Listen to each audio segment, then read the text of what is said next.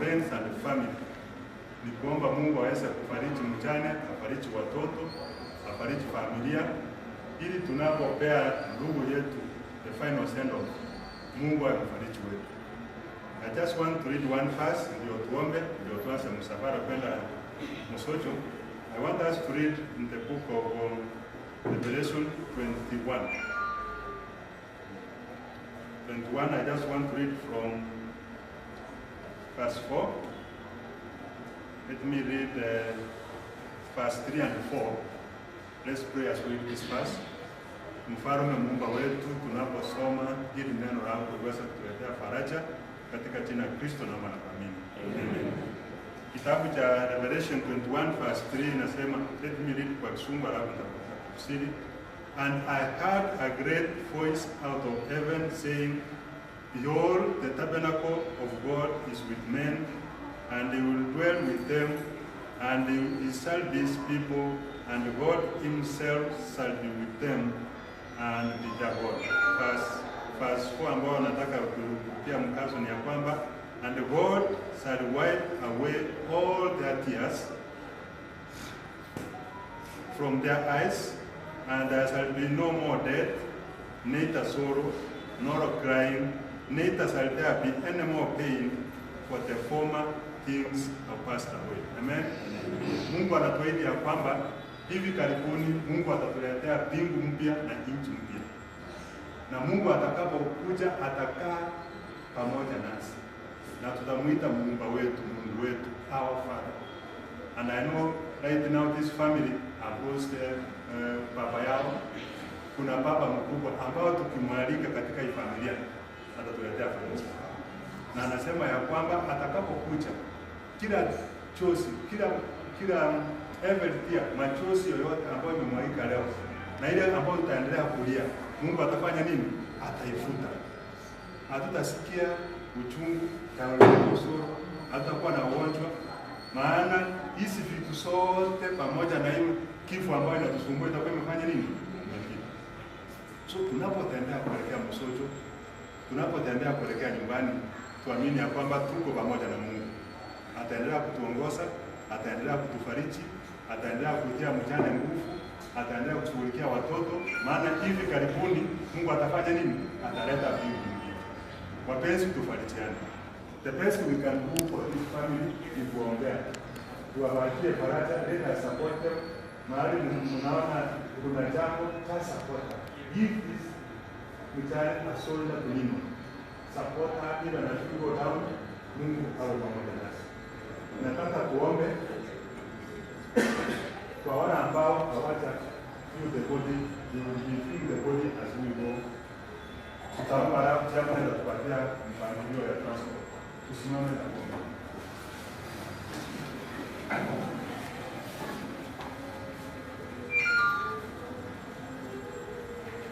Kwa mimi na kuombe. Mtakatifu, mtakatifu na Mungu wetu, asante Mungu wetu kwa sababu unatupenda hata wakati tunaumia na tunalia kwa ajili ya kifo. Mungu wetu, umetuahidi ya kwamba utakuwa pamoja nasi na utatufariji na utatubeba Mungu katika jambo lolote ile ambalo tutakumbana nalo. Tunaomba ya kwamba tunapotoa mwili wa ndugu yetu Amos, Mungu tunaomba faraja ya kipekee iweze kuingia katika roho zetu, iweze kufariji mjane, ifariji watoto wake, ifariji wazazi wake, ifariji ndugu zake, ifariji all the relative present and friends and colleagues, ili Mungu tuweze kukubali ya kwamba kifo iko, but hivi karibuni utakaporudisha ufalme wako, Mungu utaondoa machozi yote, utaondoa kifo na utakaa katika nchi mpya ambao utakaa kama baba yetu. Tunaposafiri Mungu wetu, tupatie neema ya safari. Mipangilio yote ambayo iko mbeleni mwetu tunaikabidhi mikononi mwako Mungu wetu. Uweze kutujalia neema yako, na tutakapomaliza hii shughuli sote tuseme Mungu, tumeona mkono wako na umekuwa pamoja nasi. Kwa nasi sasa na hata milele, katika jina la Kristo naomba na kuamini. Amen. Thank you. Chama ni hapo wapi?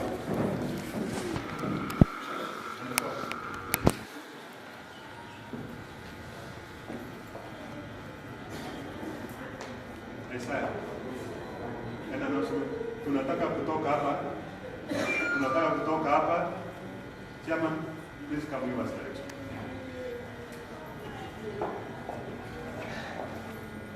Tuendelee kutulia, tuendelee kuombea familia.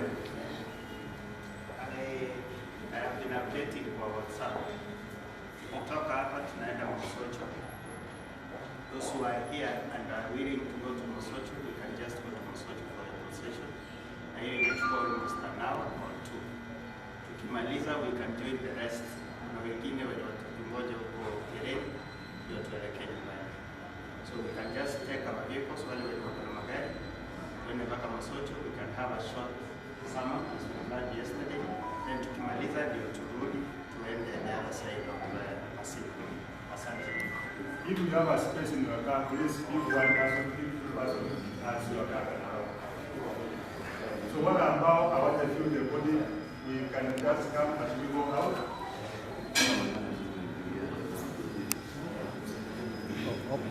Umepata nini? Umetoa nini?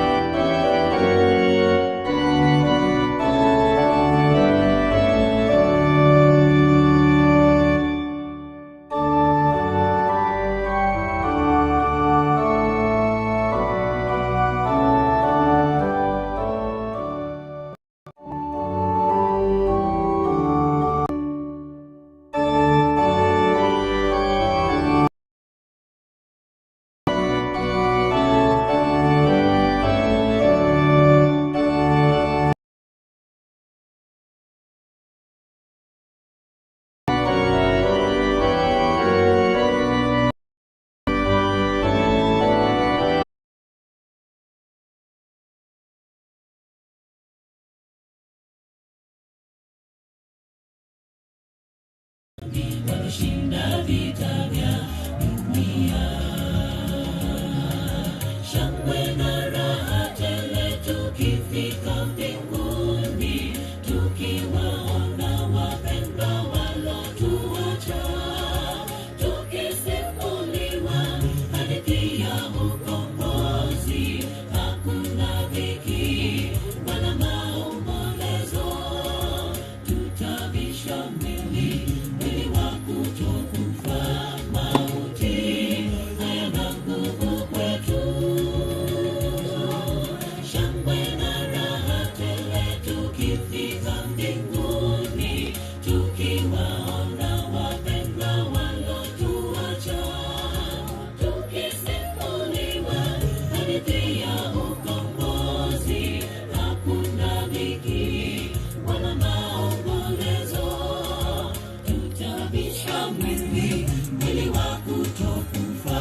Mauti hayana nguvu kwetu.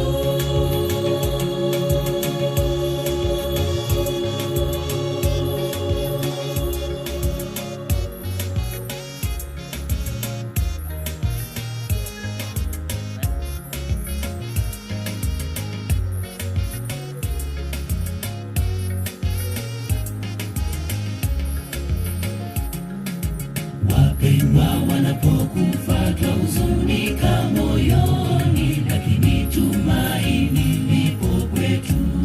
Silie sana sikukuu ya Kiyama, arudipo Bwana Yesu, wafu wote watafufuliwa. Wapendwa wanapokufa twahuzunika moyoni, lakini tumaini lipo kwetu. Silie sana sikukuu ya Kiyama, arudipo Bwana Yesu, wafu wote watafufuliwa. Shangwe na raha tele tukifika mbinguni, tukiwaona wapendwa walotuacha, tukisimuliwa hadithi ya ukombozi. Hakuna dhiki wala maombolezo, tutavisha mwili wa kutokufa. Mauti hayana nguvu kwetu. Shangwe na raha tele tukifika mbinguni, tukiwaona wapendwa walotuacha, tukisimuliwa hadithi ya ukombozi. Hakuna dhiki wala maombolezo, tutavisha mwili wa kutokufa. Mauti hayana nguvu kwetu. Shangwe na raha tele tukifika mbinguni, tukiwaona wapendwa walotuacha, tukisimuliwa hadithi ya ukombozi. Hakuna dhiki wala maombolezo, tutavisha mwili wa kutokufa. Mauti hayana nguvu kwetu. Shangwe na raha tele tukifika mbinguni, tukiwaona wapendwa walotuacha, tukisimuliwa hadithi ya ukombozi. Hakuna dhiki wala maombolezo, tutavisha mwili wa kutokufa. Mauti hayana nguvu kwetu. Shangwe na raha tele tukifika mbinguni, tukiwaona wapendwa walotuacha, tukisimuliwa hadithi ya ukombozi. Hakuna dhiki wala maombolezo, tutavisha mwili wa kutokufa. Mauti hayana nguvu kwetu.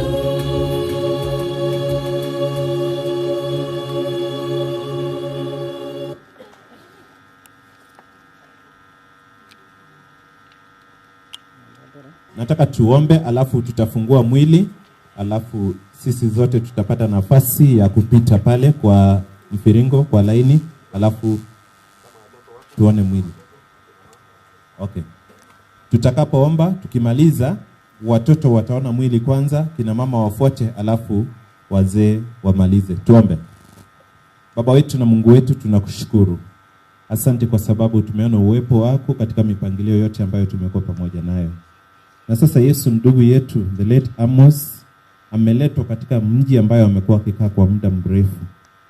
Sasa tunaposhuhudia kwamba hakika yuko tena na hata kuwa hapa tena hadi wakati utakaporudisha ufalme wako, ili tuonane na wapendo wako ambao walilala wakikuamini. Tuomba kwamba utupe tumaini zaidi ya kifo hiki, ili kwamba tuweze kujiandaa siku baada ya siku kwa ajili ya urejeo wako. Sasa watu wanapotazama mwili huu, tunapoutazama mwili huu Yesu, tuomba kwamba tukumbushe kwamba siku zetu za kuishi katika dunia hii ni chache sana. Hivi kwamba tujue kwamba tuweze kuyatayarisha maisha yetu wakati wowote, ili tukilala tuwe na tumaini. Sasa ongoza mpangilio wote, maana tumeamini kwake Yesu aliye Bwana wetu. Amen. Tutafungua mwili, alafu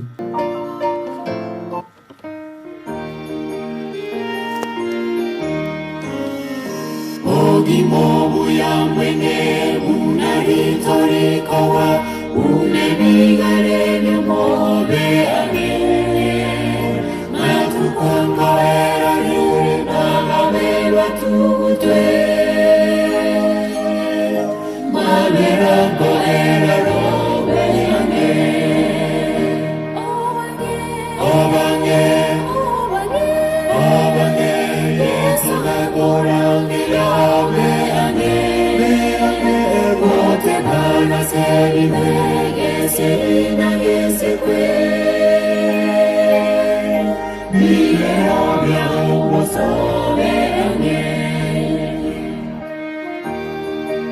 wazee ni kama wameisha. Bisi chabi ya bisira wasaya bawaka tori nenga kenta mbobe ane nyasa okorangile tiga owataya ya kare asobosi wobe ane obange Aya, Mosoko Township Church Choir, Mosoko Township Church Choir wakuja hapa mbele. Yaani Bobi ambaye ni wa Church Choir, tafadhali kujeni hapa mbele. Church Choir Mosoko Township waje hapa mbele tafadhali. Kama tumemaliza viewing, naomba mwili ufungwe, upelekwe pale kwa kifuli. Pale. Church Choir Mosoko Township. Tamagocha seye sobe ane kawaye omungai ni tosekere roisiko eyo oche mosirobe ane obange yesu gakorangila Church Choir Mosoko Township watatupatia wimbo moja, alafu tutaendelea na mipangilio mingine.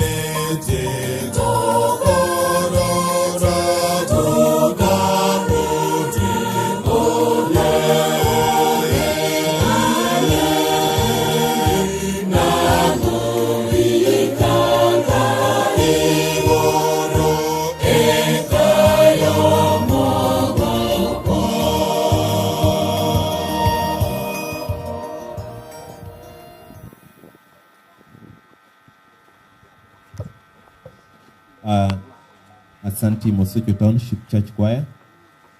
Kwa niaba ya pastor wa district hii, Pastor Ferdinand Nyakundi, ambaye angelikuwa hapa lakini kwa sababu ya shughuli zingine hataweza kuja kwa wakati huu, ameomba kwamba muweze kumuia radhi na hapo pamoja nanyi katika kila jambo. Atakuwa nasi hapo kesho tutakapokuwa tukimzika ndugu yetu Amos.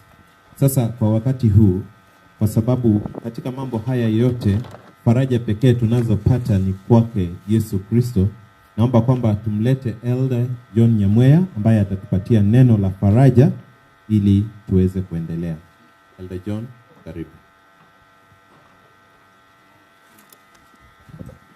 Asante. Miento tigato kuana nyango nko irabolobia. Nyasaye no mia. Ekiagera otoire libaga. Ndio ni kipindi kigumu kinachotukumba kama binadamu, na katika hali hii basi tunapofika ukingoni mwa maarifa na uwezo, kupata nafasi nzuri kwa sababu ya neno la Mungu ambalo liko mioyoni mwetu, limo mbele yetu nyakati zote, na tualipata kila wakati katika upya wake, hasa nyakati kama hizi. Ni kweli kwamba binadamu amejaribu kujimudu kwa ajili ya maisha haya, iwe ni kwa njia ya kimasomo ya aina yote, iwe ni sayansi ya kila aina. Hayo yote huwa ni kwa sababu ya kujaribu kufanya maisha na kuendeleza maisha haya. Lakini kwa sababu ya uovu wa mwanzo, tunafika ukingoni ambapo binadamu hatuna jawabu. Ila basi jawabu hilo twalipata nje ya uwezo wetu, na ndipo neno la Bwana linakuja wakati mwafaka kama kipindi hiki. Kwa sababu ya kukaa kwetu hali anga ndio hiyo, hatutachukua muda, na mara nyingi huenda nitaguza mafungo kwa kunakili kuliko kusoma, kila fungu linalohitajika. Tumeelekezwa na wimbo ambao unatumulikia kwamba kuna pahali pazuri kuliko hapa, kuliko dunia hii, ambapo kule shida hizi na shida kubwa kabisa ambayo inatukumba ni kifo. Twang'ang'ana na magonjwa, mara nyingine Mungu anatuonea neema twapona, lakini punde tu tufikie hapo kifo letu laishia pale. Kwa hivyo wimbo umetuangazia kwamba kuna mahala ambapo kila mmoja wetu anastahili kuweka mawazo yake pale, kwa sababu kule hakutakuwa na machozi kama haya na majonzi kama haya. Kusononeka mioyo wetu atakuwa pale. Na huyo ambaye ametukaribisha kule aliwahi kuishi katika dunia hii, na asingeliweza kuzungumza kutoka mbinguni tukampata, akaona ni vema aweze kushuka aingie hapa aishi maisha haya tunayoyaishi, na hata kupitia njia hii ya kifo. Lakini kilicho kizuri zaidi ni kwamba alikishinda kifo, na sasa yu hai na anatualika tuweze kuingia makaoni pake. Makaoni hayo tunayaishi kuanzia sasa, kila mmoja ambaye ana nafasi ya kuwa hai, kama vile tuwasikilizana saa hizi. Huyo Yesu akasema Mathayo 11 mafungo yale ya mwisho 28 kuelekea kumaliza hiyo chapter, kwamba njooni kwangu enyi mnaosumbuka na shida za dunia hii. Shida kubwa nimesema ya zote ni kifo, kwamba njooni kwangu mliolemewa na mizigo, mliochoshwa na maisha haya, ili mimi nitawapatia pumziko. Swala ambalo linatusumbua ni hili, ametualika ndio, wapi pumziko? Hiyo pumziko sio ya saa hizi. Tuapitia safari hii tukaingia katika pumziko ya kusubiri siku ile kubwa areje hapo. Kwa hivyo yeye ametualika, na kama kuna mzigo mkubwa tutabeba ni mzigo huu wa kifo. Kwa hivyo tunaalikwa, familia hii inaalikwa, mjane huyu anaalikwa aweze kupeleka mzigo wa matengano haya kupitia kifo kwa Yesu, naye ataleta faraja.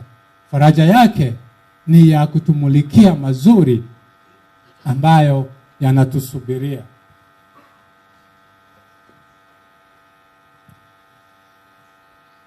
Huyu Yesu alipoandika kupitia manabii wake wa zamani katika Zaburi 34 fungu la 18, anasema the Lord is close to the broken hearted and saves those who are crushed in spirit.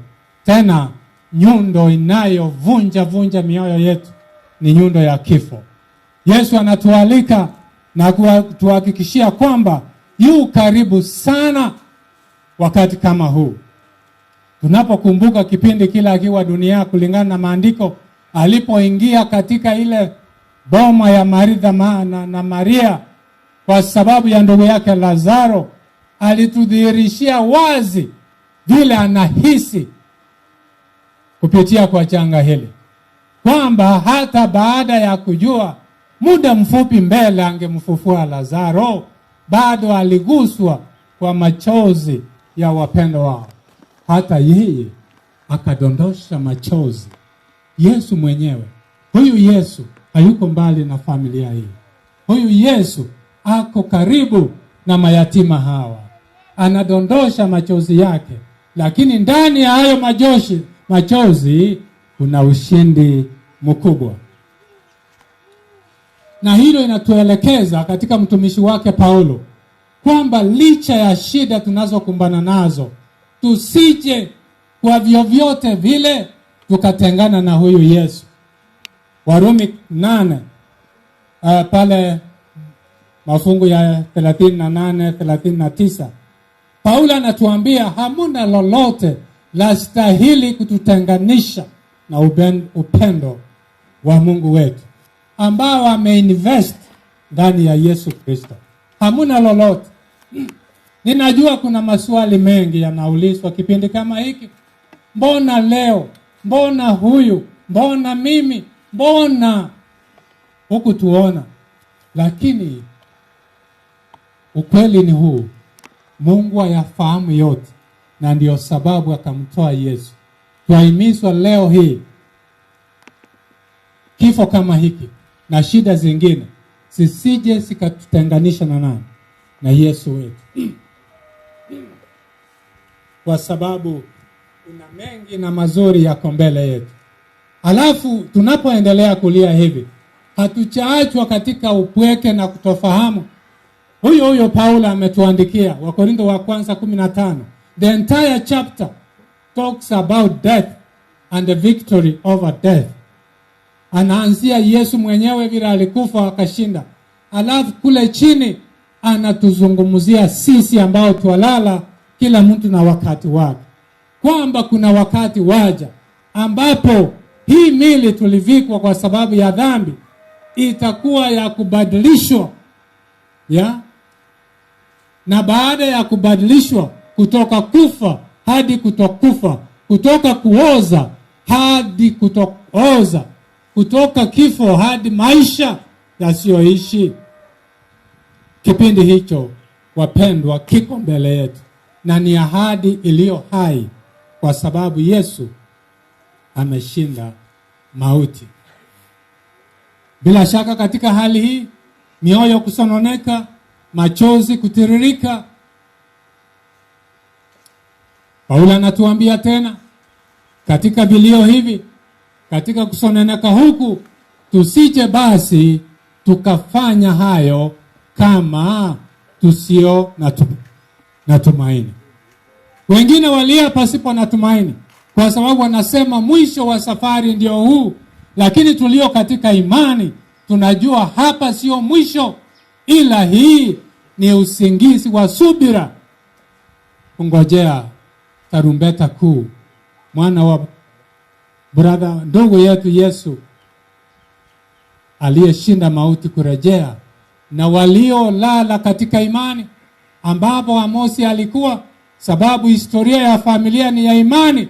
Basi tunaamini atakuwa ni mmoja wa kutoka mavumbini hata kwanza, kabla tulio hai hatuchapata wema huo. Ushindi mkubwa kwetu, ushindi mkubwa kwetu. Mwisho ni kwamba basi maisha lazima yaendelee. Maisha lazima yaendelee kwa wale tuko na nafasi. Maisha lazima yaendelee katika familia hii. Watoto lazima waendelee kadri Mungu atawaongoza, na sehemu yetu ipo kila mmoja. Ungeulizwa kwa nini umekuja hapa leo? Yes? Kila mtu ako na jibu ama majibu. Bila shaka tumekuja kushuhudia kwamba hakika kifo ni cha kweli.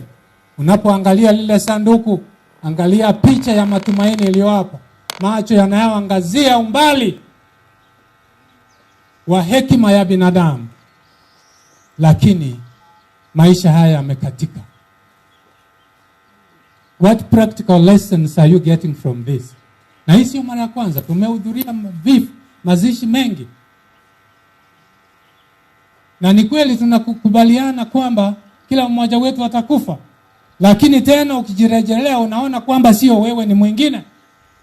Tutakapotoa hilo kwamba sio wewe ni mwingine, basi tutaendelea kusalia katika tashwishi ya kwamba kifo sio cha kweli.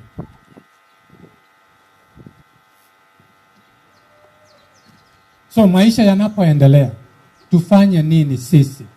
Tufanye nini? Mungu mwenyewe amechukua nafasi kubwa sana kutetea wanaosalia baada ya kifo. Kifo kinaweka watu katika hali dhaifu sana. Kwa hivyo si ajabu Mungu anaposema kwamba defend the weak. Psalms 82 verse 3 kuendelea. Kwamba teteeni wadhaifu, wanyonge, maskini. Na ubaya wetu tunaposema umaskini, tunafikiria ni umaskini wa pesa. Kwa sababu hiyo ndio kazi ya shetani. Alituweka kwamba utajiri na umaskini ni wa pesa. Tunakosa kuona utajiri uliomo katika familia. With this kind of gap, this is great poverty. Huu ni umaskini mkubwa umekuja kwa hii familia. Kwa hivyo Mungu anaposema tetea wanyonge na maskini, wewe nami tulio hai tuko na hiyo nafasi. We should take that privilege to defend the weak and the poor in a relationship, because the husband, the father, is no more.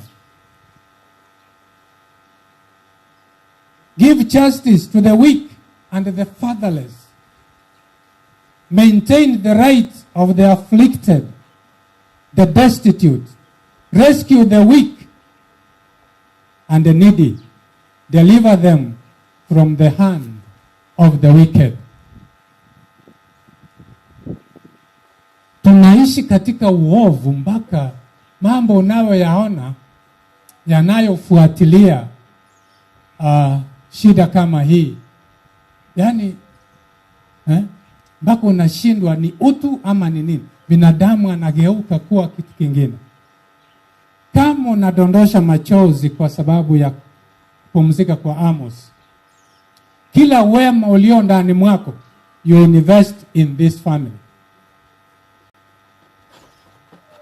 Na tuimizane katika safari hii. Tunapomsubiri Yesu, Biblia imeweka wazi. Ukiendelea kusoma Wakorintho ile ya 15 mwisho pale kwenda chini, inatuambia maneno pengine tukiwa hatuna imani na kujua neno tutasema hii nayo ametuambia vibaya. Biblia imesema kwamba adui wa mwisho atakayekuwa vanquished, atakayemalizwa ni kifo. Adui wa mwisho. How we will have wished kwamba hii kifo ishe na Amos, ili kwenda mbele afadhali pengine tuishi tukalala kwa umri wa uzee. Lakini kifo kiko.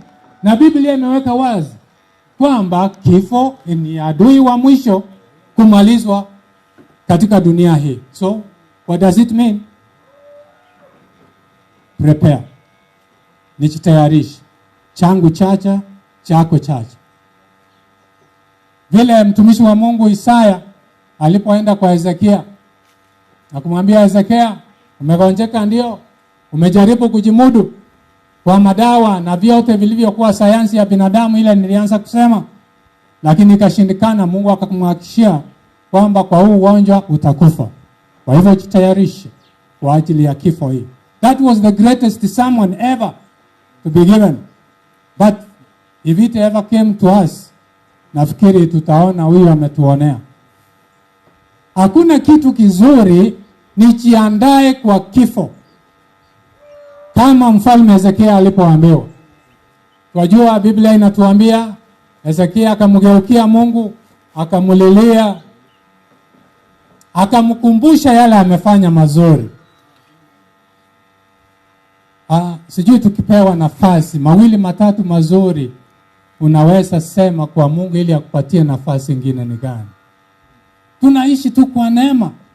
Kwa uovu wetu wa kila siku, neema ya Bwana it sustains us.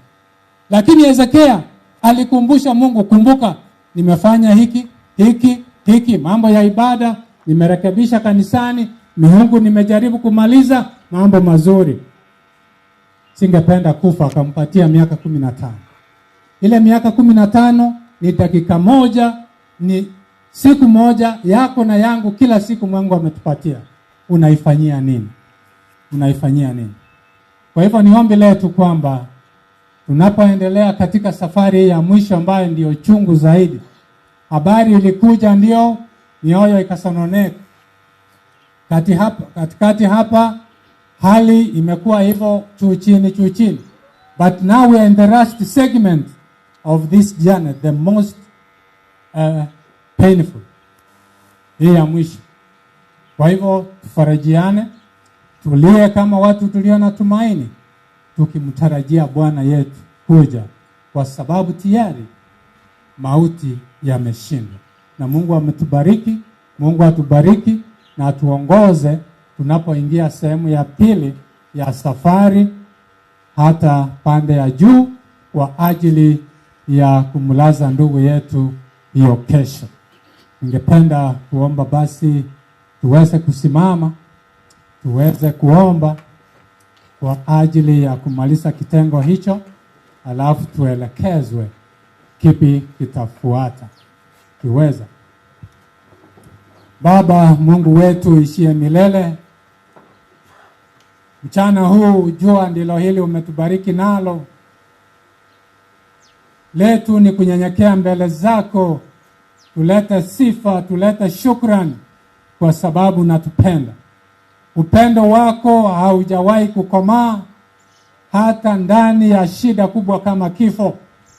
Ndio sababu katamuka mwanzo kuzuia kifo, kwamba hakika mtakalopita mpaka huu wa kula tunda la mti huu, kifo kitakuja. Na binadamu ndio huyu, ndio latupata sasa. Tuashuhudia jinsi hivi ndugu yetu amelala. Asante kwa neno lako ambalo limetupatia tumaini. Ombi letu ni kwamba tunapoendelea kusononeka, ulete uponyaji kwa neno hili, ulete tumaini, chochote kisije kikatutenganisha na upendo wako, kwa sababu hivi karibuni umetuandalia mji mkuu ambao wataka tuingie na umetualika. Baada ya hapa Mungu wetu, tunapoomba kwamba uendelee kutubeba sisi wote, familia hii, Mama Mary mbebe na umzingire na mapenzi na mapawa yako, na watoto vile vile. Wazazi wako hapa wanaosononeka sana, uweze kuleta dawa yako ya uponyaji ya mioyo kuhuzunika. Na safari hii ya kuendelea pande ya Ramasha, wewe mwenyewe kunyoosha mkono wako, usiwe na chochote tena kuwa kizuizi, ili mwisho ya yote ya celebration hii jina lako liinuliwe. Kila neno, hata kila kilio kinacholetwa hapa kiwe na maana ya kutumulikia Yesu, kwamba ulishinda mauti katika msalaba na kaburi.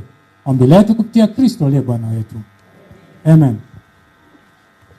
Asante Elda kwa neno hilo la faraja. Nyabigena isikie kwa tafadhali mkuje kwa haraka. Nyabigena wako hapa? Okay. Nyabigena hawako. Tufungue nyimbo zetu za PPC tukimaliza namba 269.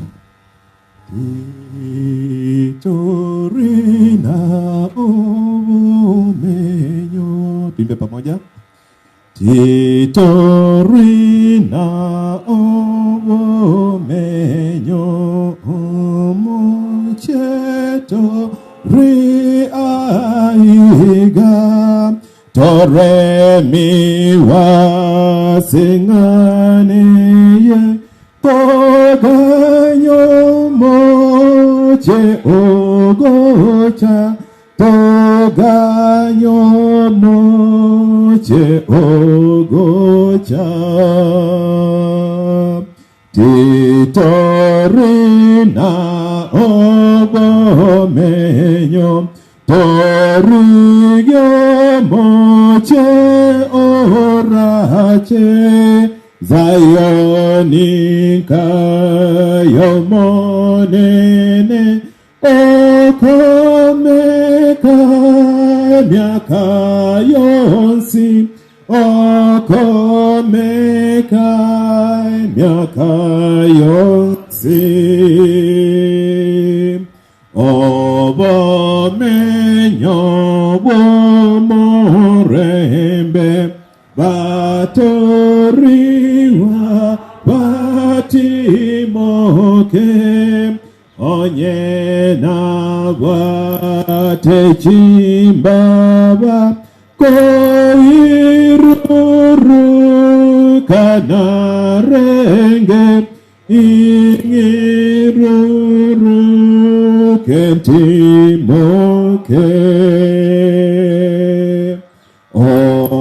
omoyone kiraigo omonene omayire konda kore buya bwaye nerogon chore rengaki eyogoti okakwane.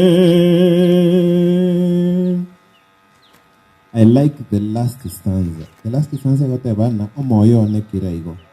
Omoneno manyire konda akore obuyabuaye nerogo ncholeraki.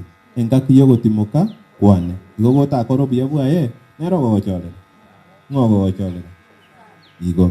So, kora akore obuyabuaye Yesu. Mungu ndiye atakuchagulia siku ya kupumzika kwako. Naomba kwamba kila mmoja aliyeko hapa ampende huyu Yesu na afanye yaliyo mapenzi yake, kwa sababu ndilo kusudi la Mungu kwa mwanadamu yeyote anayeishi. Sasa tulikusudia kwamba tutamaliza kipindi hiki kulingana na mpangilio saa 7 kamili, na naona tumechelewa dakika 30. Hatungependa kuendelea zaidi ya hapa. Ningependa kusema kwamba kutoka hapa nitamuita chairman wa committee ili atuelekeze, kwa sababu kuna mipangilio tuliweka kuhusu kusafiri, kwa sababu kuna wale ambao wanataka kusafiri kuelekea Masimba, kuna hiyo nafasi, na kesho pia kuna hiyo nafasi. So nitamwalika chairman, na kabla ya hiyo nimwalike wa second elder ndugu Peter aje hapa ili tukamilishe haya yote kwa maombi, alafu tumwalike chairman ndugu Alex aje atuelekeze from here what do we do. Peter. Elder Peter.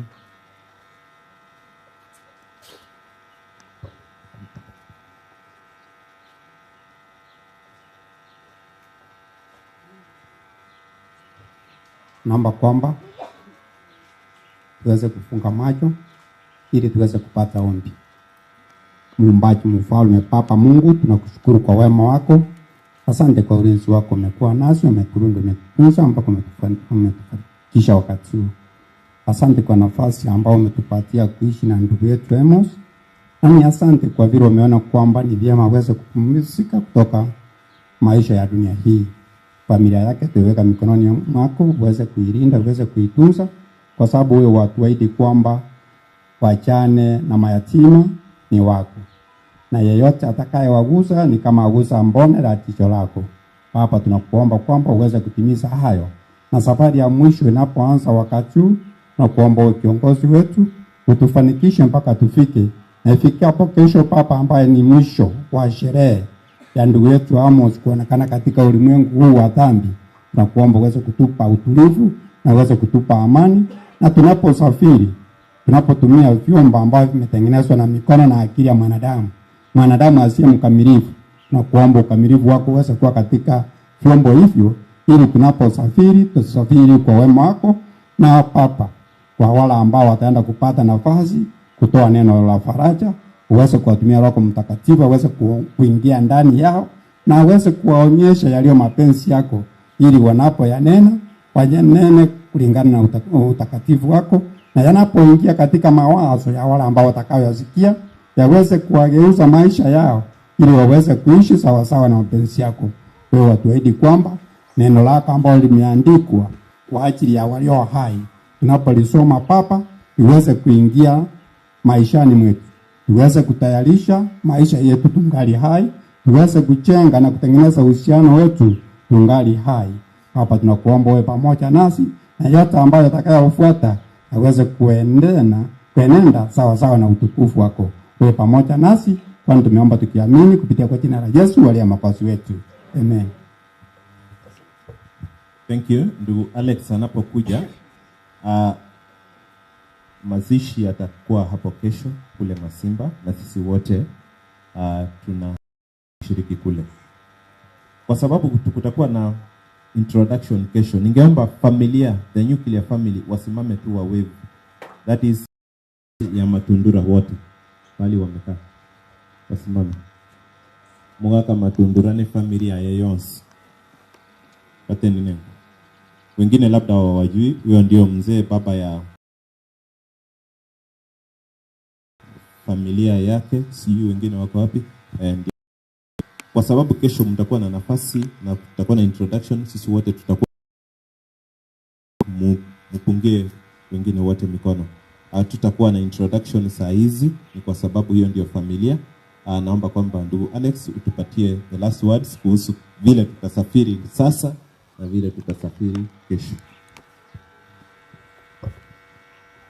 Ndi amano mulisia asalibaga. Ndaite kuiranĩria community ni kanisa nambia amano. Pia amano singing to support sana gesatu anstamaganaye. That was on last Saturday.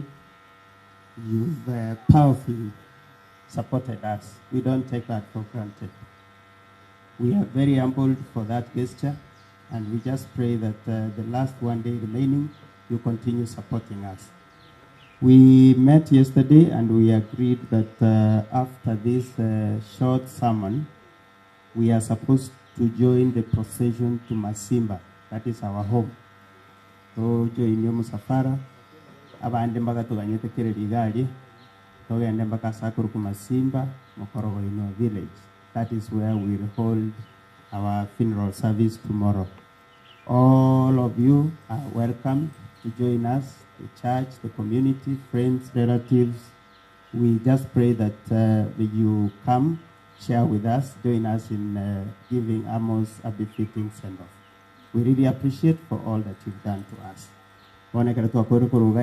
Chigari chonsi pigo togo so aime tubwate enough space bali bare ready kogenda nonkurugaiga basi gere maatari because it could not come all the way to this place abatogo tirimboka to so bus ekale para maate egere togenda som safara nande togo ikankagalia. You are welcome to what enough space for people who can decide to sleep over egere to aromo ego imandi nande toyo korewe. Thank you so much, Mauricia, for the support that you've given us. Special regards to the church fraternity. You've been so helpful to us. You've supported us in our ways, prayers, food, and everything that we've taken during this time we were here. I want to say that you made it so easy for us. In fact, we didn't have a budget around. We don't take that for granted. Mungu awabariki sana. Asante. Asante chairman. Kwa sababu hiyo ningependa kusema kwamba kesho utakuwa na basi ambayo imelipiwa. Ukitaka kwenda mazishi utakuwa na basi from the community and from the church, kutoka kwa wale wa kijiji hapa na kanisa. Tafadhali tujaze hiyo basi kwa sababu imewekwa kwa sababu yetu. Kesho kwa sababu hii njia yetu sio mzuri sana, hiyo basi itasimama kule chini kwa barabara. Haitapanda hapa juu. Itasimama pale chini na tunatoka saa 2 kamili. Sini sawa?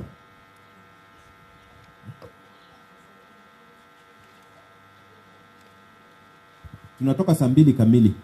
Kesho saa 2 kamili basi inatoka pale. So kuja some minutes before 8 uingie kwa basi. Ikifika saa 2 kamili tafadhali basi itaondoka. So church kwa ya Musocho Township tukitoka watabaki hapa.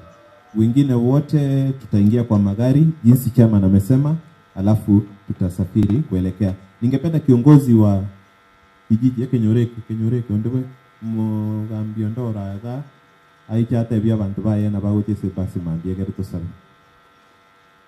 Any leader from this community here? Principal ga. Kuja waelekeze, kuja waambie wana Kenyoro hapa vile watakuja kwa ndia.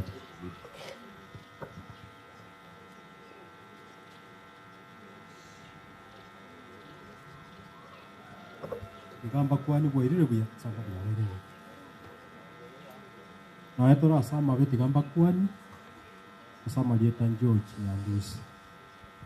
Amos ase Kenyoro kia Amos ocho Amos yale ndugu ya Nomoke. Mwana nere next year. Nto kwa na mange tigato kwa na mambi tigato ose program ya bona Paritoko enda matanga mandi masimba. Ikitabu mkera tujitubeka majita agana itira manengi namba mbali ngatoko genda. Ikela tubasa gwika mambie para agari etukadie tenyo abantu 200. Uruma gota imwe tukwenda matanga ya amusi tutalete sagasage para maatari. Igatubeka marieta bona tumanya bari bakogenda. Aina arama kembwete mbia muno igatusirana. Can I request na kiongozi? Abantu bafike Kenyoro bali batagete koenda mambine basi because you see it is possible na tota iwe basi ngoendere abantu babe excess. Na basi ya shule wo ipepe excess. Can I request kwamba aba Kenyoro bali na Kenyoro bali batagete koenda bamo malieta bonoiga so that we know the number. Alafu I could also request kwa sababu pale kwa barabara hata parking ni shida. Basi yote nne gari kanisa ya Mosocho Township isikali. Tomorrow hiyo basi simame pale Mosocho Township SDA Church hapo nje kwa juu. So that watu wote tukuje hapo. Nafasi ya kupaka hapa nimeambiwa ni shida. So kesho basi itasimama pale Mosocho Township SDA Church hapo nje. Alafu I get the names from here ndio tupate ni watu wangapi watatoka kwa kanisa na ni watu wangapi watatoka Kenyoro. Tafadhali mpatie majina.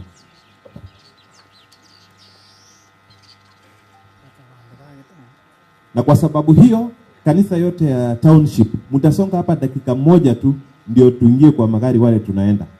Township wote kanisa msonge hapa sasa, sio kwa msonge hapa dakika moja ili tushauriane kuhusu kuenda kesho, alafu tutaingia kwa magari wale tunaenda.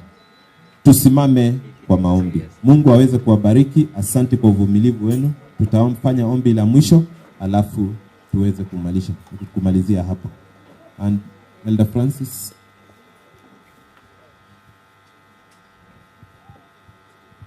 Atuombe. Baba Mungu wetu, nakushukuru tena kwa yote ambayo umetufanyia na kwa umbali huu umetuleta. Tunaposafiri tunajua barabara zetu sio nzuri sana kwa sababu shetani anasitumika vibaya. Lakini kwa sababu wewe ni muweza yote, tunajiweka mikononi mwako. Utuongoze katika njia, utufikishe salama salimini. Kwa jina safi la Yesu tumeomba na kuamini. Amen. Walimu wako genda basi yero wale ambao mtatoka hapa kwa basi ni kuwaeleza kwamba hiyo basi haitarudi hapa. So ukienda na basi utajirudisha.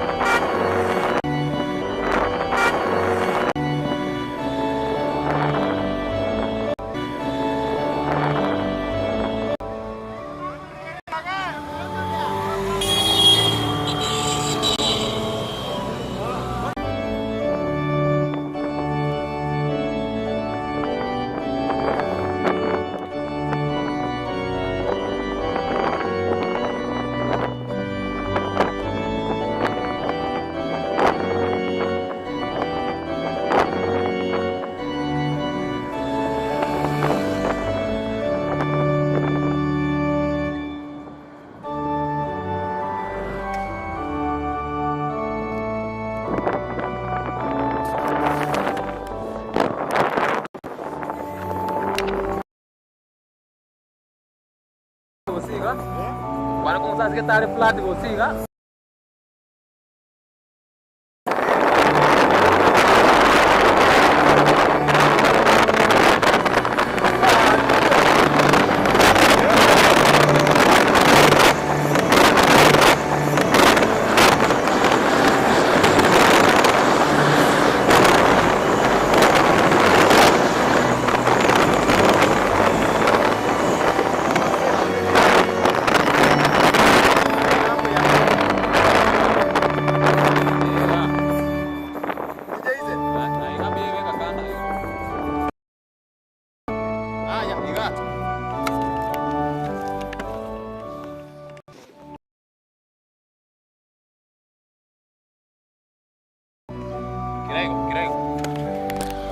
Yang ini ya shoti.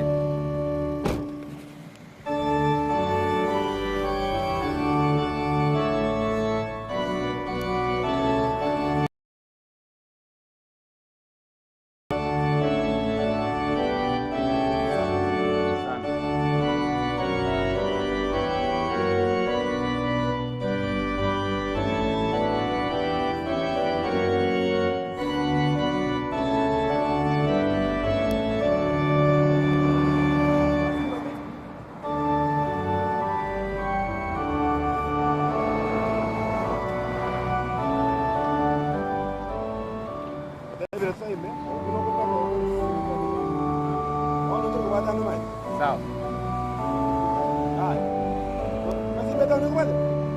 Na wakati wanje kiliota na kingopa.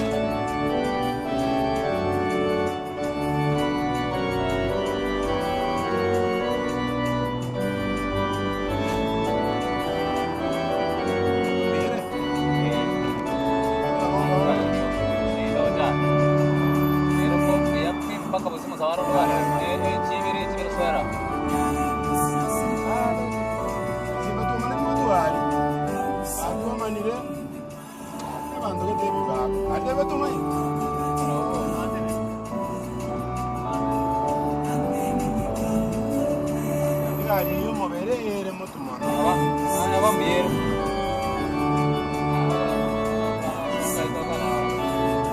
Bara.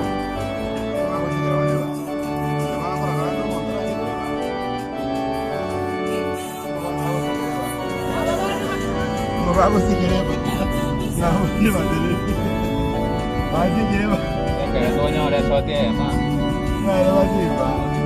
Ah, doña ahora es más bagus. Aku pakai musa baru. Oh, doña ahora es más.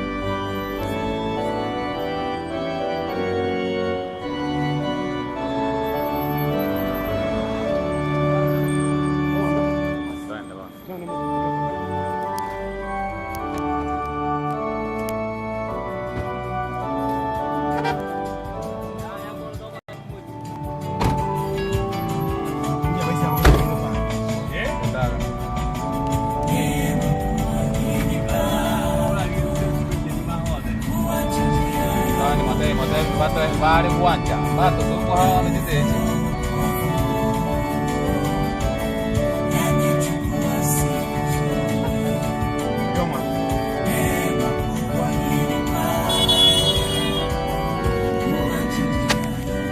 Ayo mbaso, koraiga, twende moino boyo nde. Kenya kundi. Yeko na ngora, tegara bunango batendo kereisi. Yeko na ngora genda bwanga ake. Ebro, tufungue kidogo.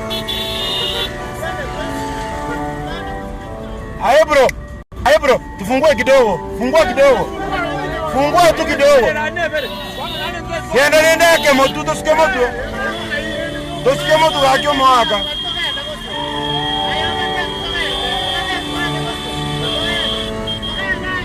Ninchu ya ninchu. Ando wapi mimi kwa kuagi unaona. Haya matoto wa beredi. Boga kama wewe na baba wewe neraka. Balili anya balili bazungu wala bazungu ane. Ngo munda abati baza bakuye. Ngado chikwa kwa mungu ati.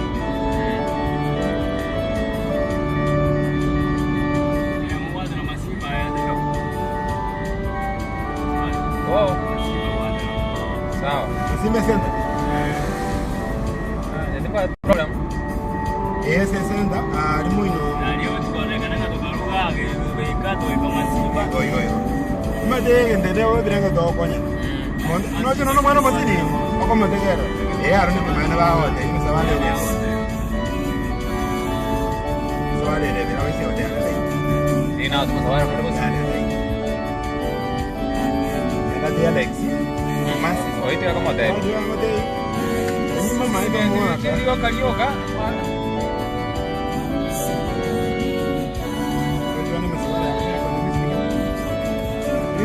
Igo bueno, Igo na Igo.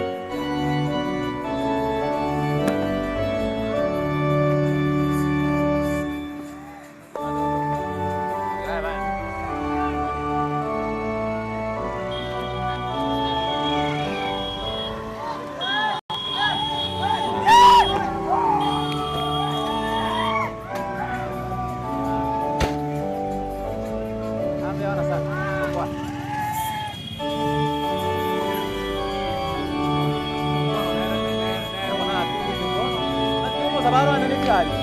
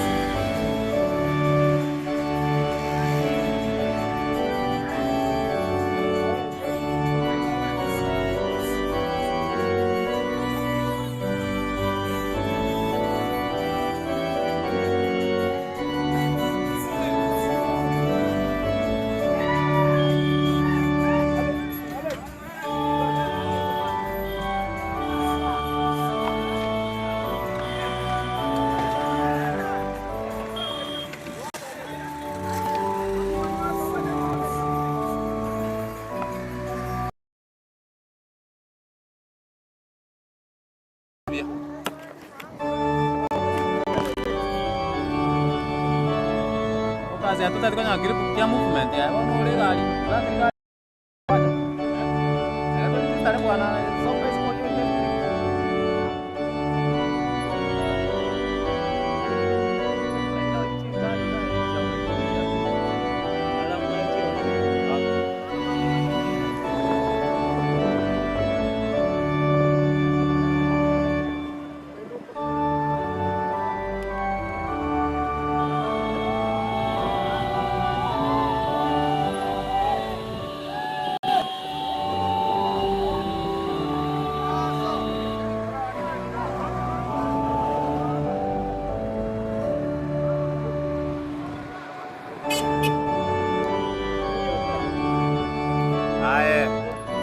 Sema toka ende tata. No to wi kagali. Leo mlet pipi bae te bosi hapo bali baba ere ni amate mu akati onu para liseka to ete kati ka toka no musaba. Napita.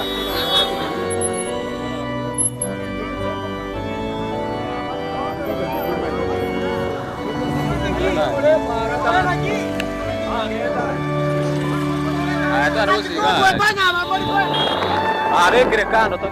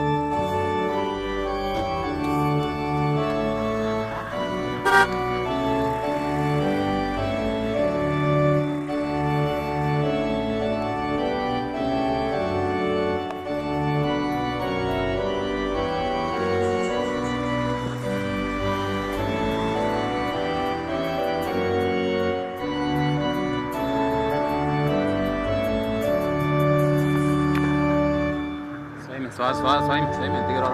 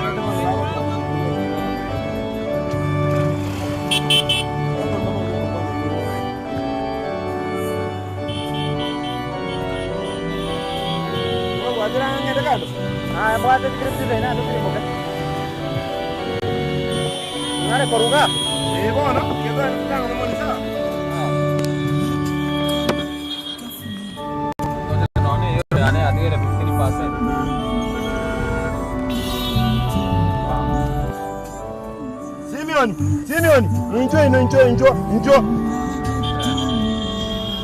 Jambo na mboga tenga gato ingire. Oh no, todo tajera pro tutino na uchungolali.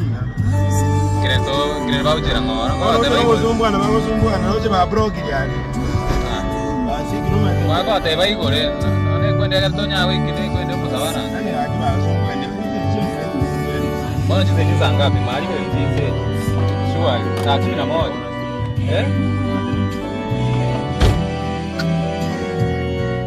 Madam, mtoto tunaweza ya matanga. Ya mchana.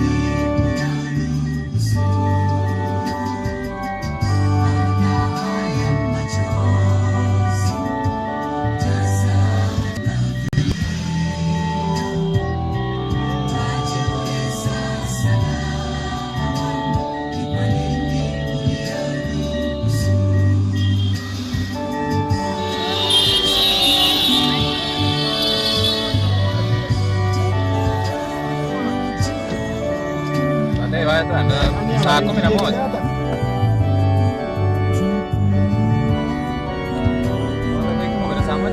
Wapigani ababadala bako Mbona twende? Inaelekea 5.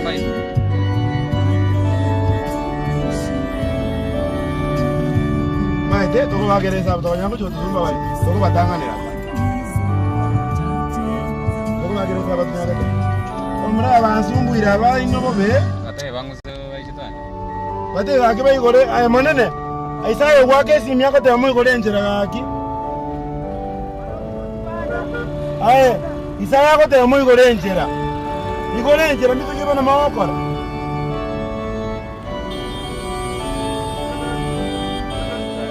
Ayo mwaka.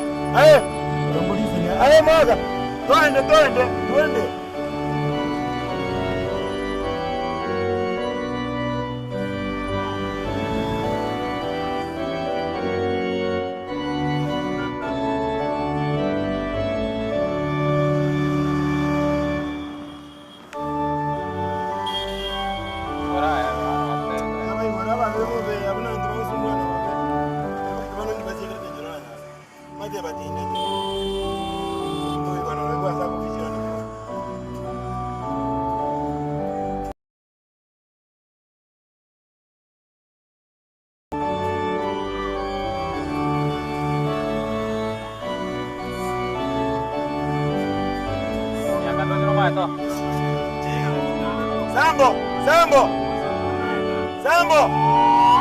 Sambo. Igora ke twende. Alex yako te mora igora. Igora ya.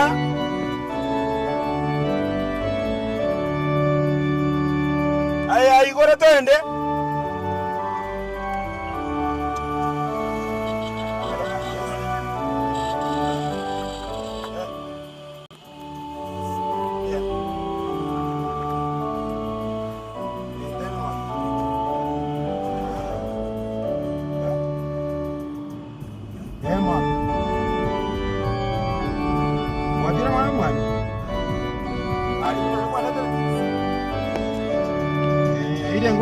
Ile ngale wane.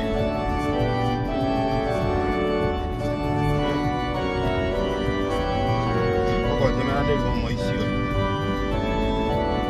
Aquí koko temerande esa urió masalaro yo voy a venir en buate, que me jodi ni temo salaro yo. Bongo. Mbona na ikire aquí mo isi no ndebe. Onde gara maja mbona mo salaro. Ngo yoro wane. Ngo buate era makana. Sabe te amo a querer. Nyara masimo mwana. Adorio kwa nyaka la ro ro, wewe na Mungu kwa mimi.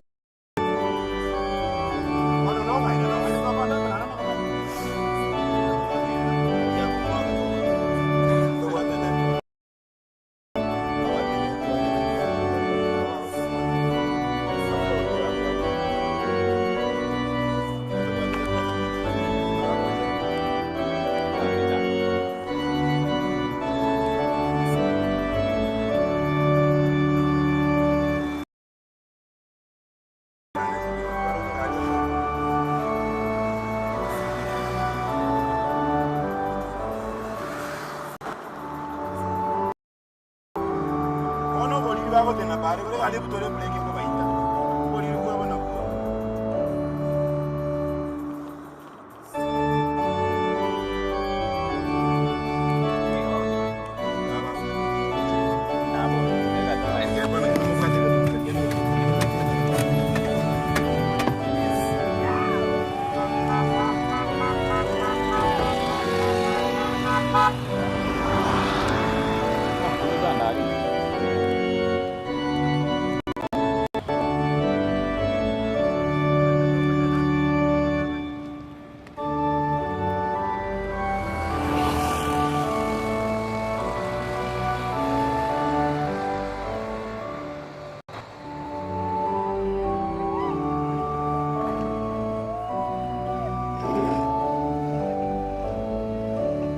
Kaka, sekau jeruk.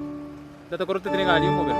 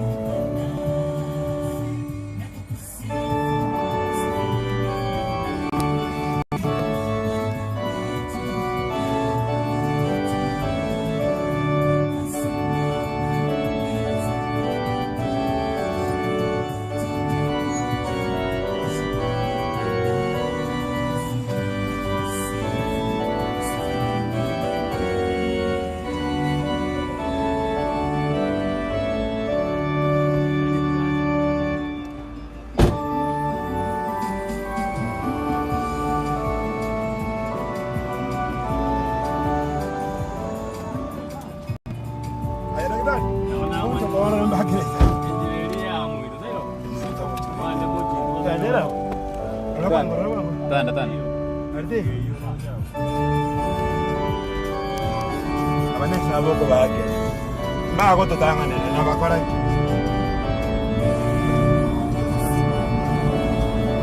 Sebenarnya ko ba ikyo mo jiga tua sokin. Sonde impera ba kamay ko. No mo na ba ende. Daw na gaya niya ko magpana ba ikigit pa na matatu.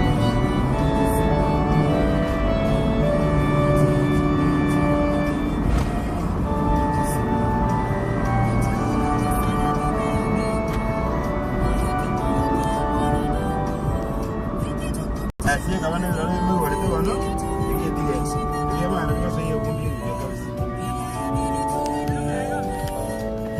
Aquí pueden ganar, tenemos muy aquí.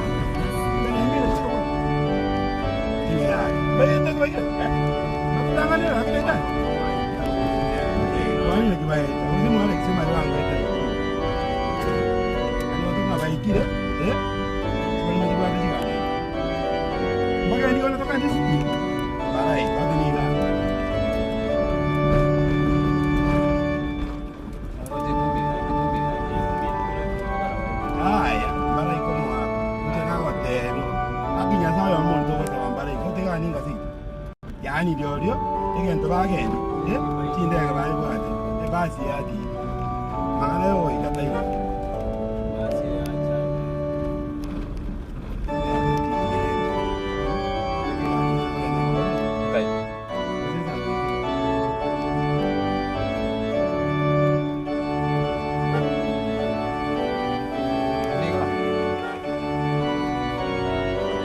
Aya, hoteli bora. Sinya. Hapana, tupake interview. Pake, unajua huyu sasa atarudi kweli, si tutaisiko mwanangu wake mwaka kwanza. Wana matango round moja na wana toka tayari asikie gari kwani usikie gari wewe ndio bora. Wana tarare babu. Ara tu mwaka na pake wa mtu pambana na ile bujo mwana mimi nende bujo na ile pambana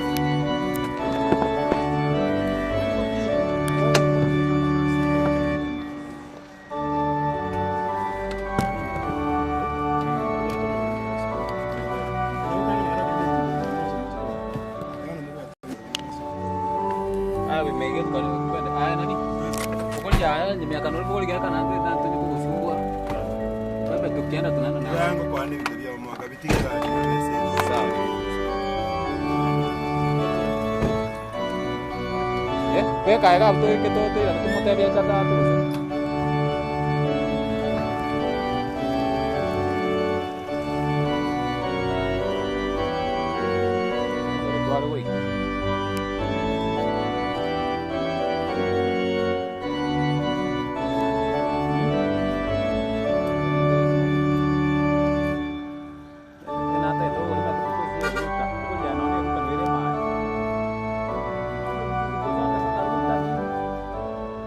Gabo golia matamba keneti.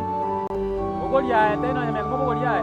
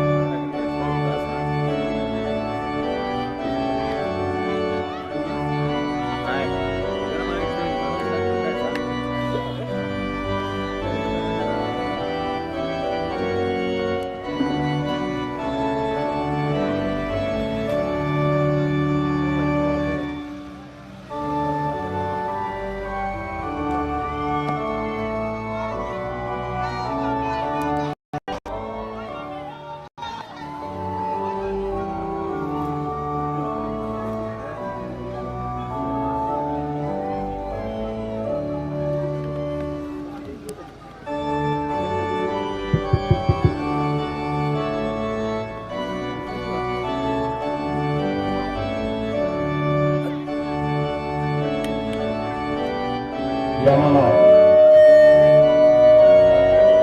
Asante. Mwana kwa kwanyire tuwaruraria. Ya mama, mwana katika hali ya kusiki. Ya mama, agora me tobatire. Bate ko chahiye ke bana karase. Sapa parega maya tuwaruraria.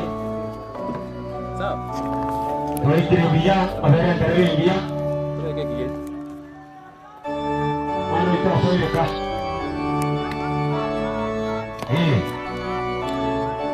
Y va a ver yo con la corriente yo me. El cariño no me llega hasta ahí como la niña mía. Ahora mi tomo la libre y no mañana arriba a ver y llamo el caracel y no me verá. Ahora che si yo corriente yo me ve.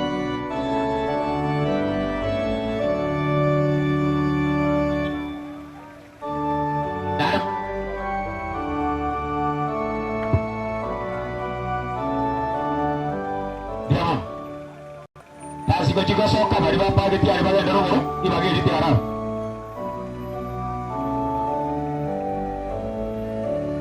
Kita baca itu dia mana sokoi mera. Magadesio kapisa. Magadesio kapisa. Moga ko harga ni boleh garo di bumi ya. Dia mana batar rubia.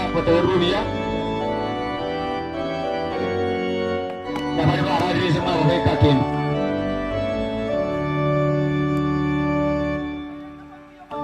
Saat apa yang ayat terurah tambe. Berberi atari tekar nasai wancir tu ikra. Bantuan itu ada batar rubia. Bantuan itu batar ini berada di India. Maka tu ikra baru punya satu kali itu ikra kamu.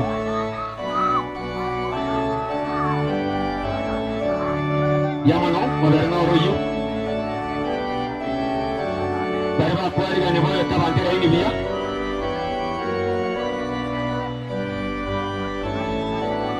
Bagaimana berapa orang apa yang baru sih? Yamano. Yamano.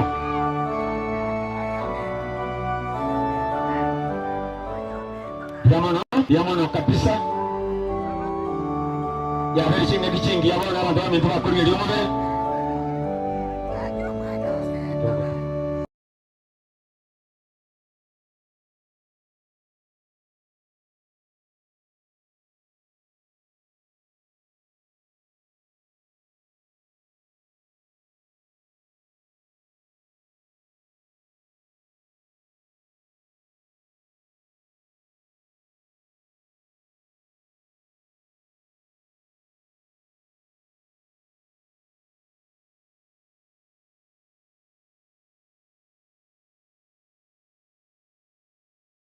Mchinda njiro mwana resu mune merumeria gendret gambia mwana kwa mwana mwana katu wala ambao mnatazama mwili ukimaliza na tunaomba tumukae kwa njia ya utaratibu. Hiyo ndio programu ya siku. Ingawa natoka ndai enyeche hiyo egerenya sae atakalira maya jamano. Karibu sana mheshimiwa, thank you. Jamani wanachama kamati. Aranda wakari mimi ya bari gere ni chuko chama na mintu. Changu chama moi karansi. Na wale wageni ambao tumekuja na wale ambao wametoka Mwesocho, wengine wanatoka mbalimbali, wale wanatoka Nairobi. Wakati huu sasa ni kukaa ili tuendelee na mipindi mingine. Yaona bwana Alex yamfanya kazi nzuri. Huyo ndiye anashughulika pale na ile mipango mingine. Jamano, ambapo tunataka kutangaza sabari. Karibu. Baba mtoto Mungu na kuaria ni wale baso bia. Baba mtoto mwalili kama tuko kuruwa yo mintara hadi na wikamano. Na bado jana Nyasaye otokolera maya. Jamano. Na bwana pale kuna rejiricha hiyo mito Charles Ondeki Christopher na yeye ako na sisi hapa na Omboresta kivo cha Amos. Kuna wengine ambao wale walikuwa wanafanya kazi na Amos na wakalipisa kabisa. Naomba tu wakae tu pole pole ndio programu yanze. Karibu. Picha ile kwa tayari kwa sababu na ikaransa. Weka chini kwa chini, karibu. Karibu bana minta barandi biamono.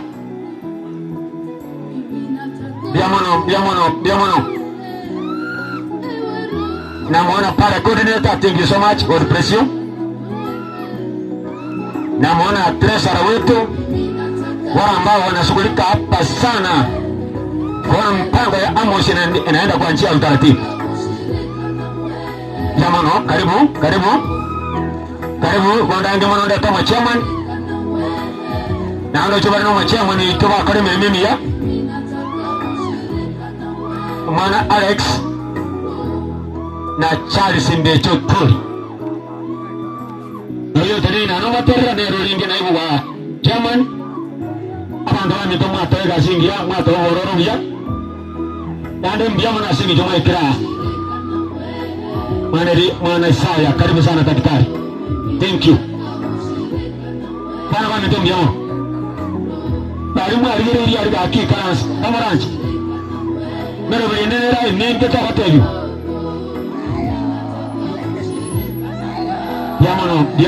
Diamono family. Kwa kamati ya mara ya Diamono, asante. Familia ya Matium Diamono. Naona wanatuliza.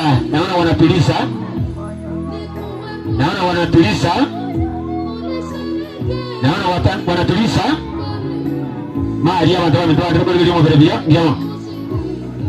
Diamono. Mukae hapa iko fiti.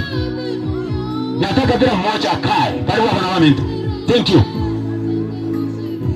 Diamono.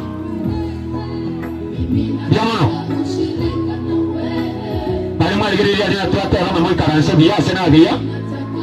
Ele rombira ba wamento ichocha. Ndoche richara ya ndio wangeli ndio ya tata Diamono. Richo tuli na mwana pale. Anashughulika pale sawa. Diamono, piche.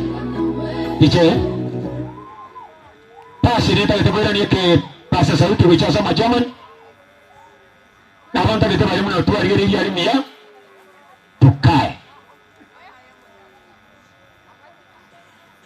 Nataka kila mmoja kae. Ili tuendeshe program ya siku ya leo.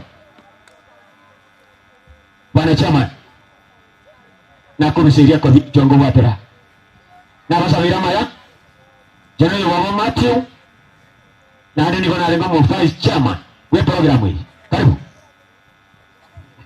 Biamono abami toto ikaranse bari mwarorire totegerere ya totebe na pole kwa safari. At last Amos is at home. Yatuachirane ekiabeire tunangore to Morisia igore ekanisa la Machesi die mo bange ga kabisa una Morisia gukora. You take over the floor. Morisia Maje, please take over.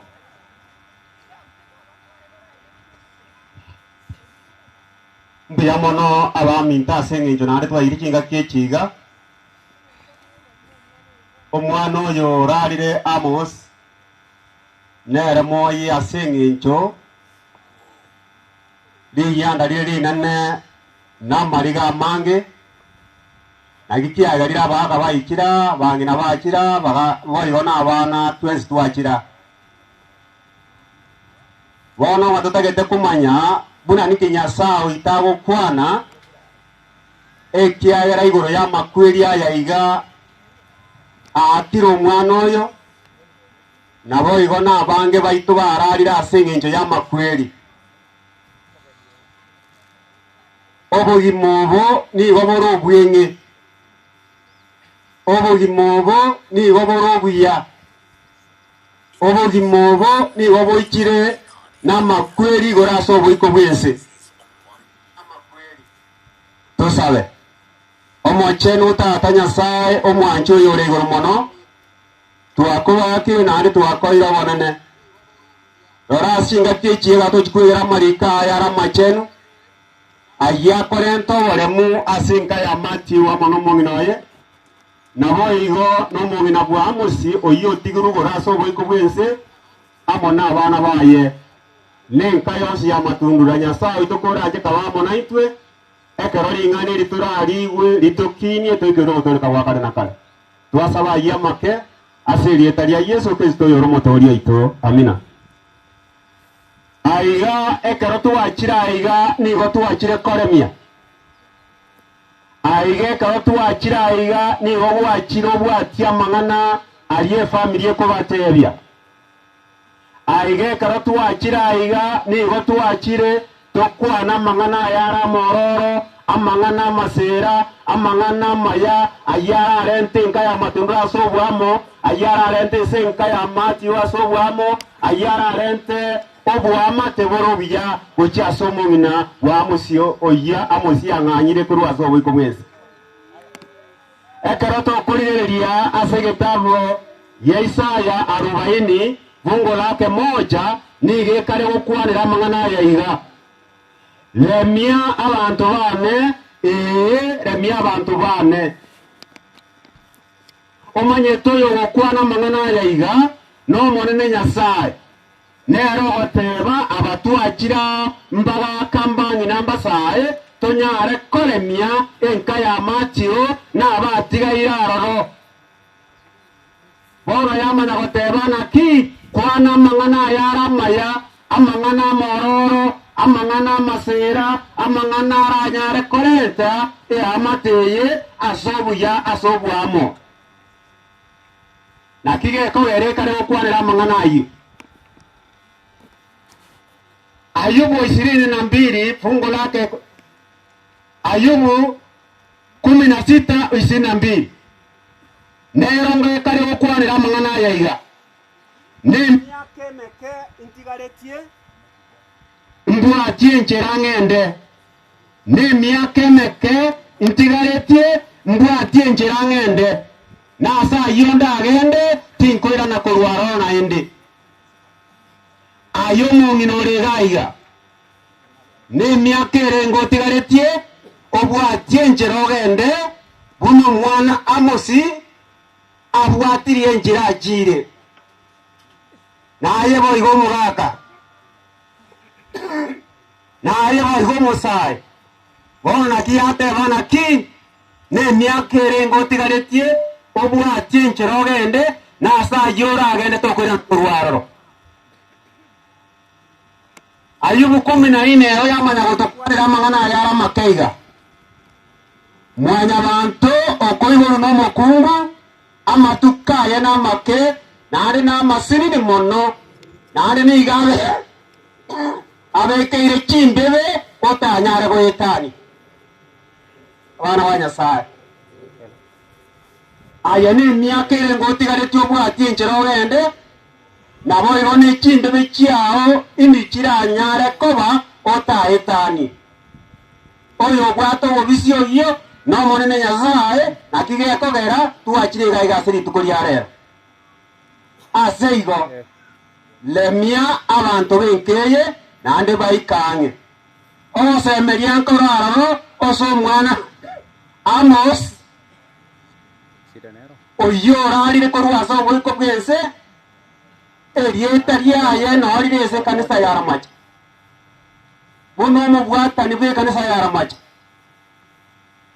eye kworokia ere ng'anachete ekina kiaye ekiagera oboruoti bwa Nyasaye nabwata ogosemeri gochiaroro ase ayio tiganya sawa itabasa senye na andabagate abarende ekero turabe tokuiguchinkwana tokwane amang'ana ayaramaya tosabe omochenu tata nyasaye omwanchwa oyore igoro mono twakobake nande twakoire obonene ling'ana liao liabe twabere tokoigwa igoro yokoremia ase nkeyeiga onyare kobamo na intwe twasabagia make ase erika ria Yesu Kristo yoro moturi aito amina.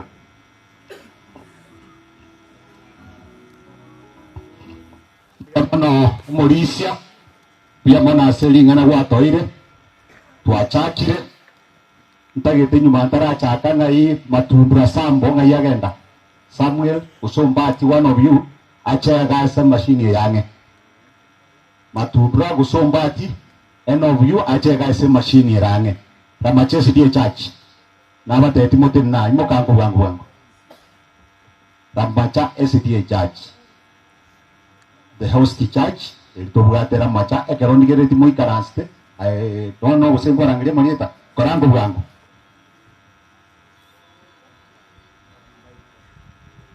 la machesi die church mokore bwangu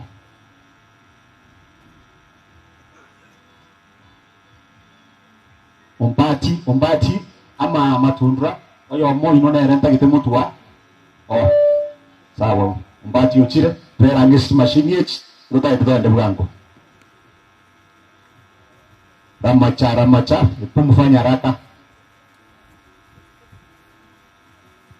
inda macha asamo cia gochia kerarika nande inere kanisa ya chagete kumukinia before atararo keti gochia musocho sencho mata ali sakamenyete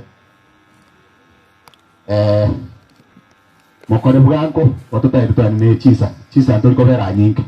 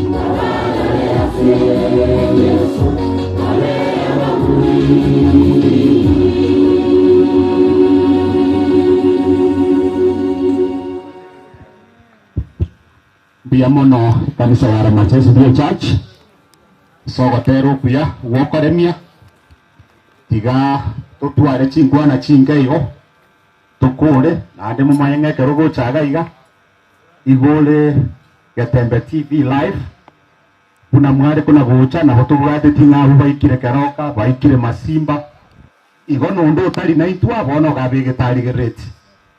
So I'm requesting kerongo barangiri mocha mwarigererie kamera ije mwakore kwende ntegete getie ke tuigore na ngayo mugaka busirare busire matundo njugocha musire oyo ise moke Amos nere ise moko monene asomuchi oyo bamura bajwa busire moko be mwensi gocho na komate ngoro busire mu muromino gose Amos no mwana injugocha mwensi egari tibiye babwate bantu babo Chando babo Nyambeche babo Christopher babo Nyamache abantu bose pi bali bakorukanga Amos omwana baruka busire mu muro mwabo babo Machi kurukerema muro bera umbate na kimawokara tinda abantu ba Machi utachaburango oso ene chindu chicha ogaiga ebiche ya kare koyo onde bwenso koruka busire mumuro mwabo oka Amos omwana bekera iniga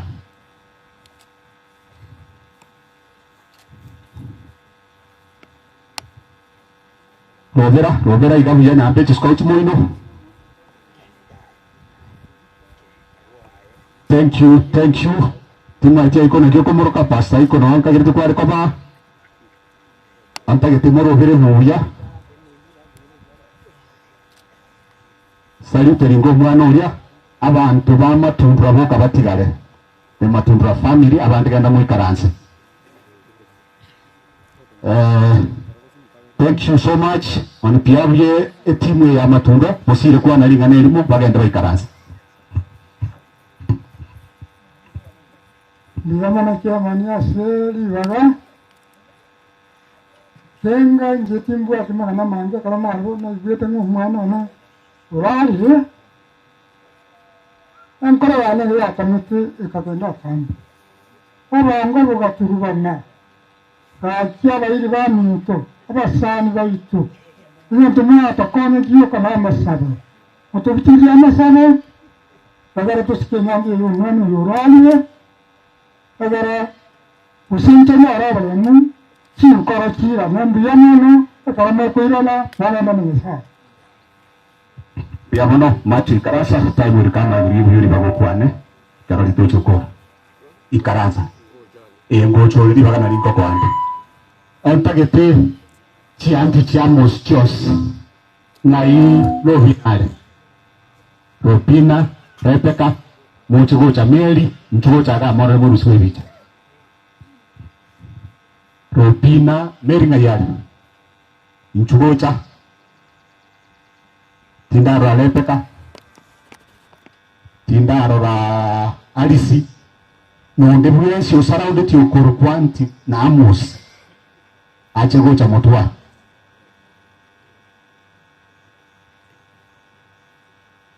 mutache burango ntoche murimukire please korango burango chianti nechi nyinge chira tinda arora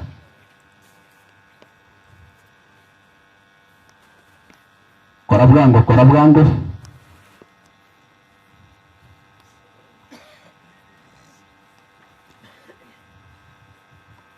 biamono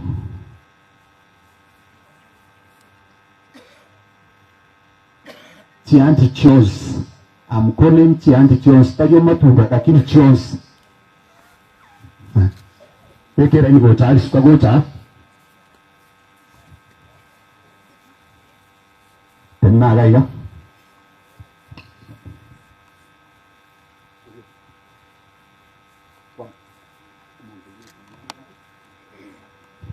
ndiamono akera inengia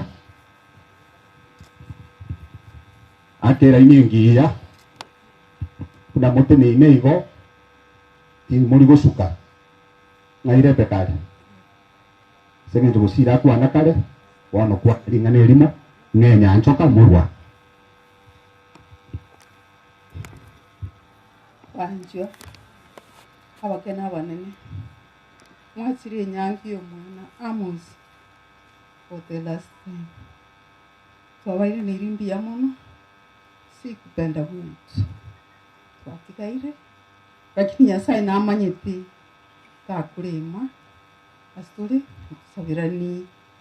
mutusabirani narimana nabwato anchoka ne atmosphere banne bona itingema sawa besale tudio mokesi anchoka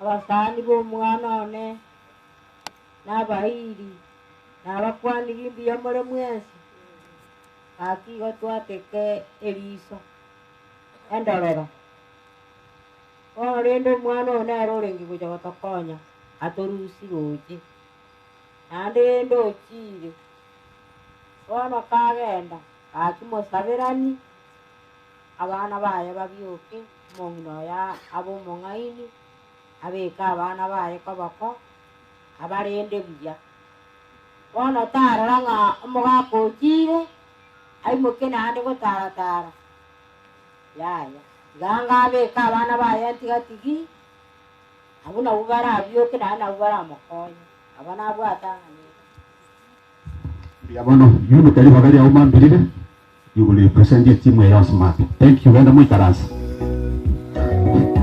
tone mara anta yetendete bali bakuru Amos mumuru mwabo lady pa chomo husire lady pa ondieki lady pa abantu bali boss when I'm talking bali mukuru Amos mumuru my brother ndugu yane mote ni nega onya komaite na musimu muro ni no kumuruka ebe kurema ebe kuribancho veke ground toka ndamo but friendly ground onya komaite ngoro kore Amos muna mumuro onino mimi ninga lady sintayo Morphine, Krista, here, this is where you belong. Oh, the one on money take your monto. That's the thing. Akeraini. I know mura bangi sana. Sukama hata keiga.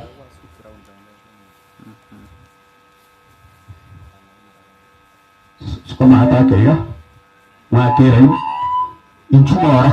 Itorko wagagi. Sukai yake na muske Mandera msoge chini kidogo kamera ile iro orova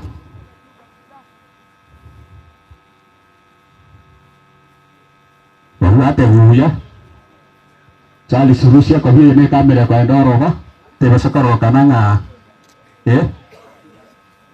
sukai kabisa wabwate. We want to tell you, my people, school going to so tight. That's why we are doing this. On tagete musaliuti a family ya matumbra yuke tigare. Salute by one divorce. Bas, a family ya matumbra yuke tigare. Ima tena no bati na wara manga tari upati sukaru chana.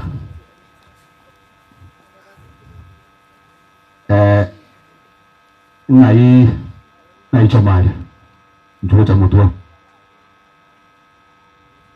ondie kikayari I think I saw the account njumotua na yu mwana ulio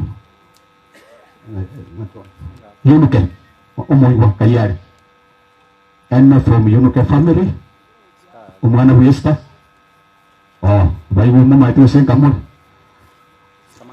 one word each I know yunuke bas imane elimu obaereria batisa abantu babantala ne bona sichikaseni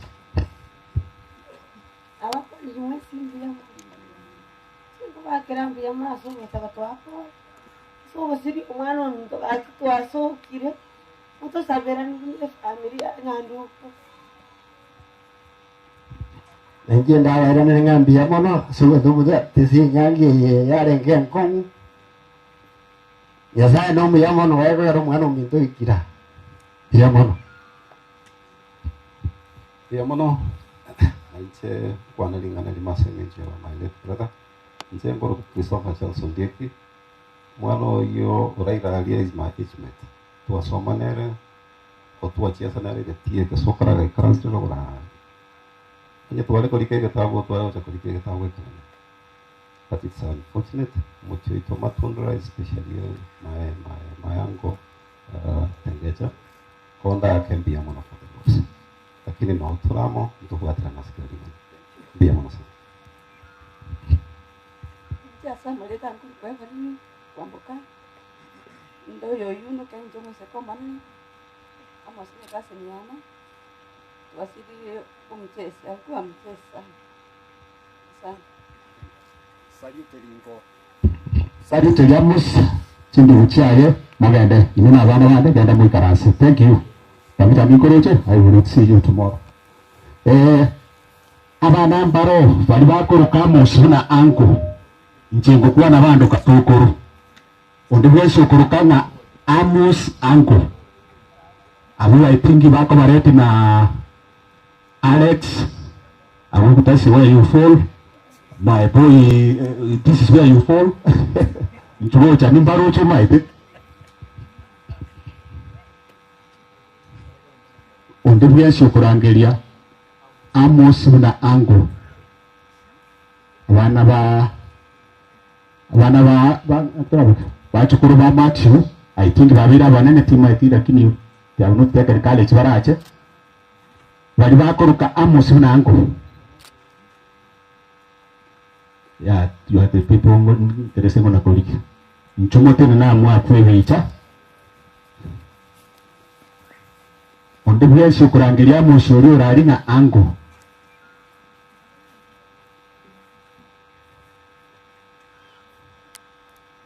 Thank you, thank you. Tachabwango, onya gogocha tachabwango.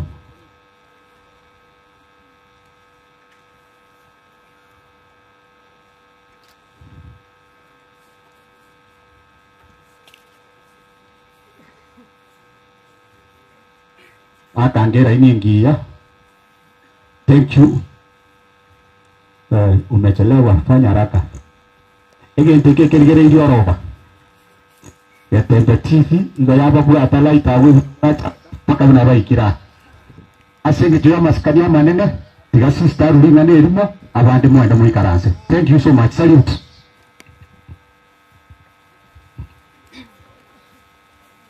Tumsifu Yesu Kristo.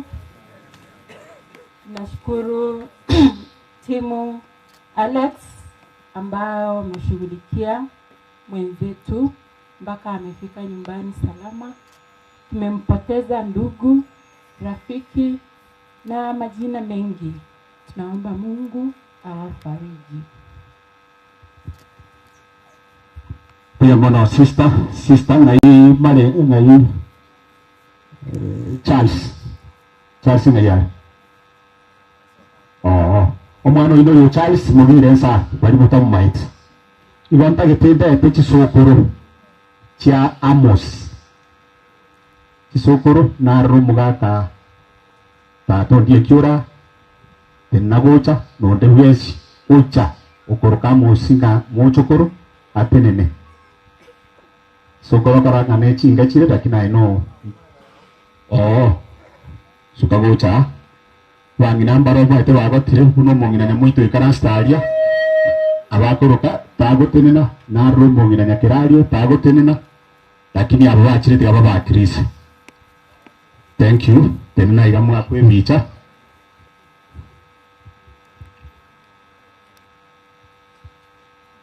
Ani pia bye isoko lecho mwako ndiye kikaruri nganeri. Okay, mbuya manase otwali bara. Nande tuarule asenge ncheyega ya ogondo maate haikiraiga. Lakini rende kurumambi na toraiga ni watoganyete merobeye. Nande atuatebiringa abantu bankaiga once igobale abantu abaya. Na intwe bina tutagete yotwale inga abantu abareu nande turualete ake lakini gonacha ne chingu. Igobana ngoteba iga. Umuchiyoyo uno sikaiga tiganya sae akonye abantu bose ekinyombechi n'abana barayiga babuke buya ikyagera niho banyorete nga umugakuria nerorengo umuntu manene ase eri pasiriga asaye tata tigabego erinde kero tuaire kireiga tiganya sae toire ase nyasaye naenda tobeka somore buya mana so otegerana. Thank you very much.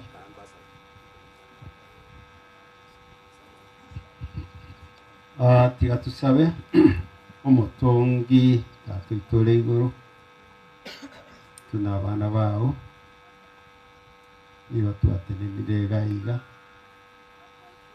asenge icho oyo muitararire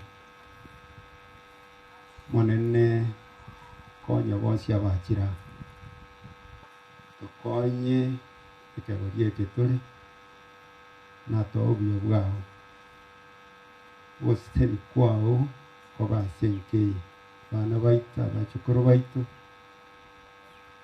abali batigaira abake asa amaboko y'umuchukuru moneno bakine baikine machiao munoganeti seretere Yesu Kristo mutumite bia mono angos bali sokoro chamos asenare wiki na ike na nongo koreka ndete mochokoro kwa Alex aliko organize different organizations. I know KCP is here. Amos professionally a teacher na orole wakale benki sabana ba musbare basoma nimparo chega iga tosti timu chosi recognize them. Alex take enjoy the mic here please.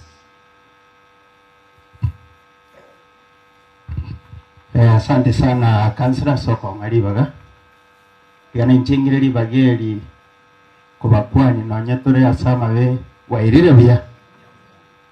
Nyasaye otokonyire twarusiri Amos Bosongo nande twamwikire nkagaiga. Bari tore gaiga nabatokorera Amos no muntu w'abantu nande abantu abange babwata mayanda manene nande nchira mwikire gaiga nabekora king'ama mwanchete mono byangire libageri korangeri chiguru bukire gaiga keigo nachiro chichire Amos ande ndaite wansa neki skuru asa abana ba Amos bagasoma na a representation from DePaul. Brother Albert, you can come with your team. Karibu sana. Iga no umwana wa Amos agasoma okoro ku Enoch na cousin yae mwana Isaya nero no agasoma gaiga. Karibu sana. Teacher, and take the mic and introduce your team.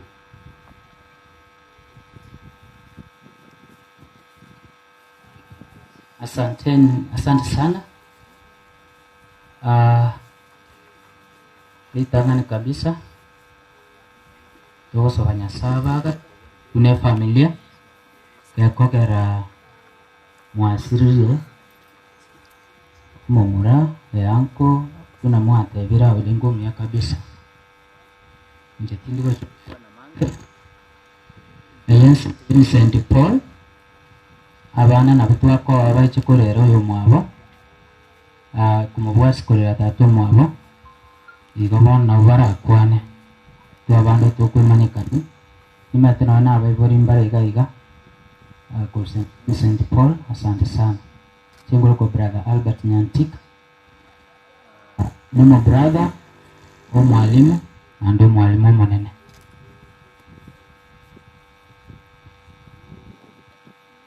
Waombolezaji, marafiki na jamaa yote na wasalimu wa mjambo.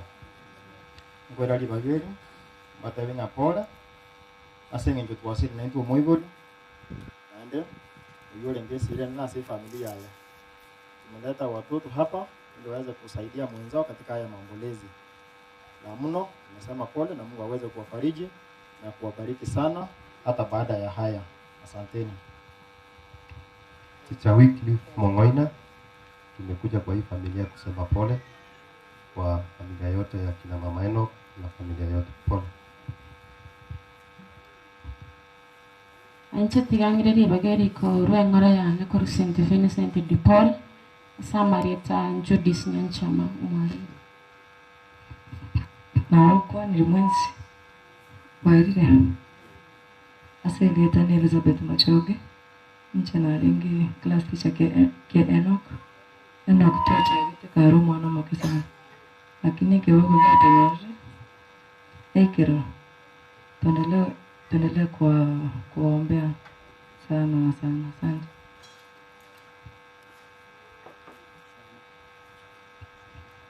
Kwa majina naitwa Bryson Nyamabiri. Jina langu ni Egan Orina. Kwa majina naitwa Ves Lucas. Kwa majina naitwa Ensley Gifton. Jina langu ni Obadio Moi. Kwa majina naitwa Shaf Nambati na nimekuja kwa familia kusema pole kwa Enoch. Thank you so much, St. Vincent de Paul. Timanye ting representation from Imperial. That's where is the schools. I think we will see them tomorrow. We'll give them a chance tomorrow to speak. Timanye ting Amos, apart from being a banker, first he was a teacher. I can see many teachers around. Akinyo mwalimu na alinaro alibasomete na Amos yabutu. I just want you to come and say a word. Tonight.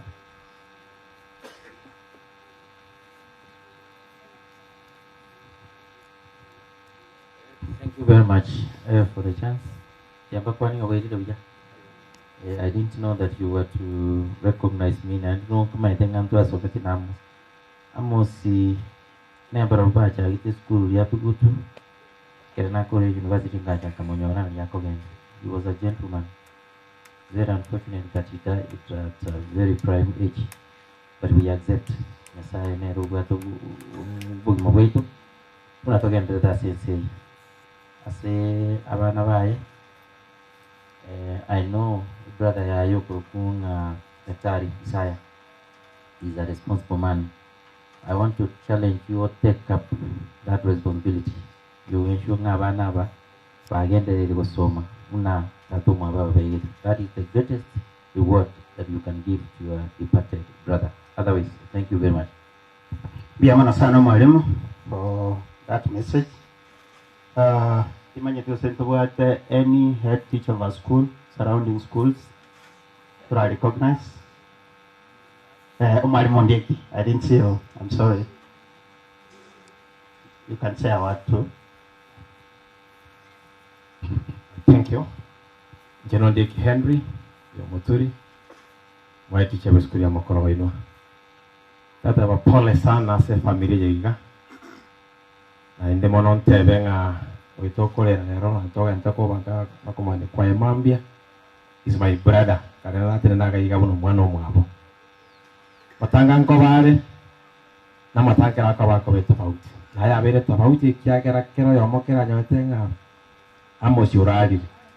Kila mtu kwa njia ya kipekee amemulilia Amos. Manto barerire kiagera Amos unoyo moito twisi twa mwanjete. Familia ya mwanjete. Asaba orega asiba mwanjete.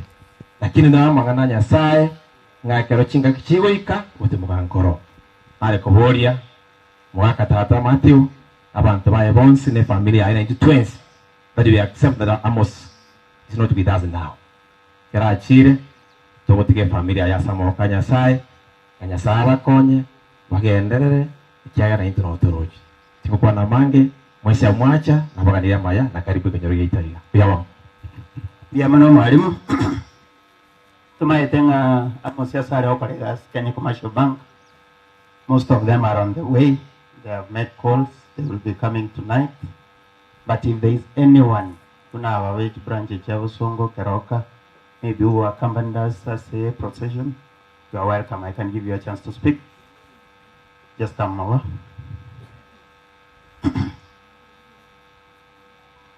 Karibu sana. Can give you a chance to introduce yourself. Amba kwa na nje bwere no antora sama be. Leave nyamba nenkroko. Na ga korre keroka iga banga bai nuntu manyine. Oni ngango kora kisi main branch ACB. Most wa manya nere jinga kinyinge kurwa inge Kilgoris mpaka bon. Aitora nyara ko basavera se kinyore. Pole sana saya. Wasiri lo muntu ukumia personally na rusi to musarnyo mukomsana. So to gande usabere family sabere ba na bari wae nyasaba bwades ainturenda matukari torense asura nyara usira na to ko nyambia mama. Wewe mbia tole nonye tora samabe. Samaria tangoro kumaina Joel. Station ya nere KCB Keroka. Pote pola se family. Esa bali na ere kwenzi no toroji. Tunyakoligereria magi maito tuko manyamambi. Yama. Abanchua Wanyasaye, Awasani, Ramos, and relatives at large. Wairibe. Biyamare. Nentura Samabe, Kariogwanja. My name is Gilbert Oyugi. Amos is beyond a friend. As far as he's a colleague, was beyond a friend. More of a brother. We shared a lot. Mogakatata, Matthews, Mama Grace, my sister Mary, and the children. So my thing, Dr. Makwitna Makoro, Tanya kwa Makoro. It's ever new. Now, at times, we call it kwa wolianga, inki kwa gawase, kumosia tige te korara. God knows. El tiri Nyasaye, we as friends and the colleagues to Amos will be together. Most of the team, yeah, KCB, is on the way. They'll be here through the night. Mambiano, Monenze, Asoko and Amos, Egarati Mokebuya. And I tell you, Gilbert, Ayugi, Amos Sigana welcome to KCB. The first time when he came in as a DSR to Kilgoris, we worked together. I introduced him to the job. I've known him for a very long time. He moved from Kilgoris. He went to Luanda branch. Again, Karaoke. He left Rwanda. Akaenda Kilgoris. From Kilgoris, he went to Kajiado. We met way back in Nairobi. Akaenda Kajiado. I went to Nairobi. Back then I was in Nyamira. So you see, it's a long history. Nakuru, Kajiado, we fought for the same position in Kisii. So I nakaenda Kajiado, nakaenda Namanga, ngaja Bosongo. So it could have been in Bosongo at that now. But then God knows why he went to Namanga, I came to Kisii. Ikatuwatere Nyasaye, ikotora wabeka sama sawa, moso Savannah. And the wife Mary. Ikatuwatere Nyasaye, God is there. Kakolenda, Kintakana, Olenda Baboraka. Na watame nga bagatebera bagusi, esa matanga makweli mofuka nati. Intunda ganda tobi. Mambi, Aaron Mambi Ninchi. Yato saberane. Most of the family. To what yes Nyasaye. Thank you.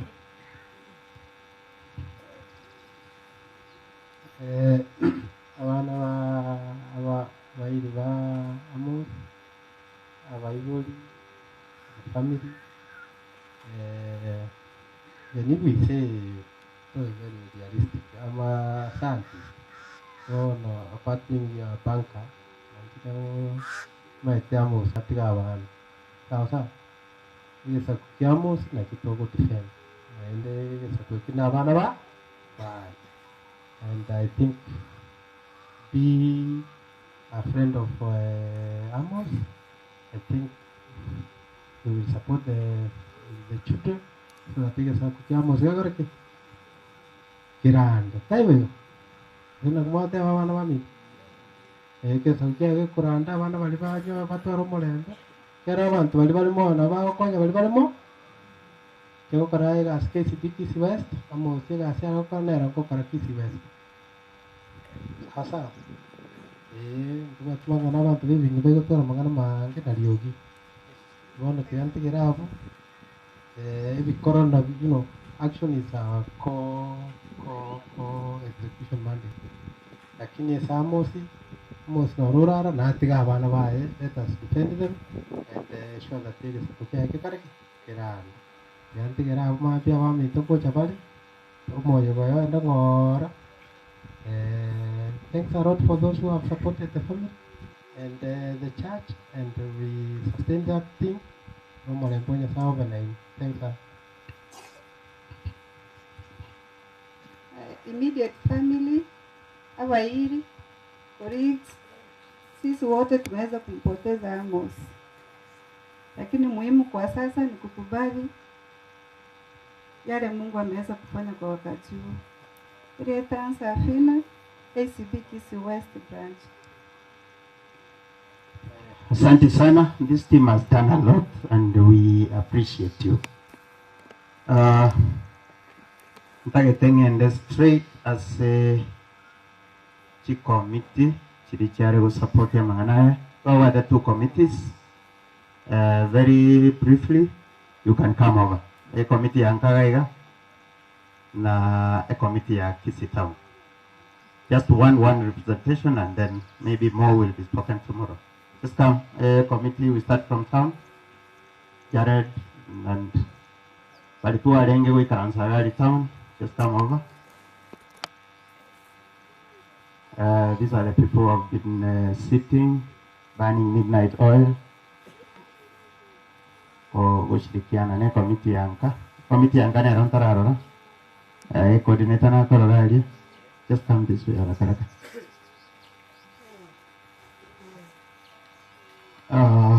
ase komiti ya town ntagete kwa Jared akwana on behalf I will introduce wali barenge Osongo because I can see the third yako hapa. I'll give you in another category. Thank you. Thank you.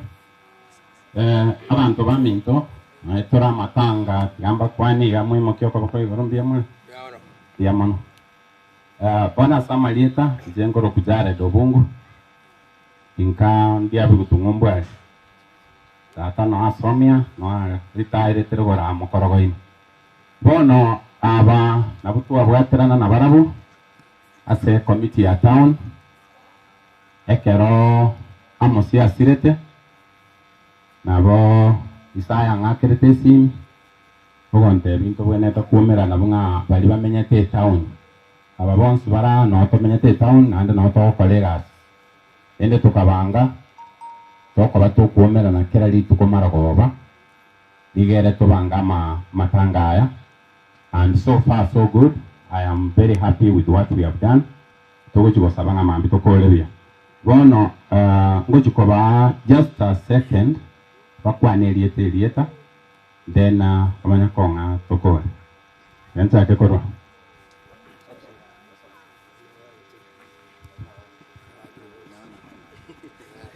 Kwa nini limo kana njengo rokuoso kunangalia nje tiamba kwani werelebia sasa malieta ankoro kwa Andrew Mandela ya mecha kachwe zaninka pole kwa familia abakwani mwesi pimbye mole pole se familia yose sasa malieta ngoro kwezira mboga olina se tondia bitumamba werelebia sasa malieta ngoro bene nituora kuna committee member sana abakwani werelebia nje nomba somesha kamugire inalenga se committee ya Busongo na nde inje nalenga bune secretary ya WhatsApp yema nabakwani weire rietani Edward Mwenga nje no Musani Isaya na utwalinge Busongo seito ni suggestion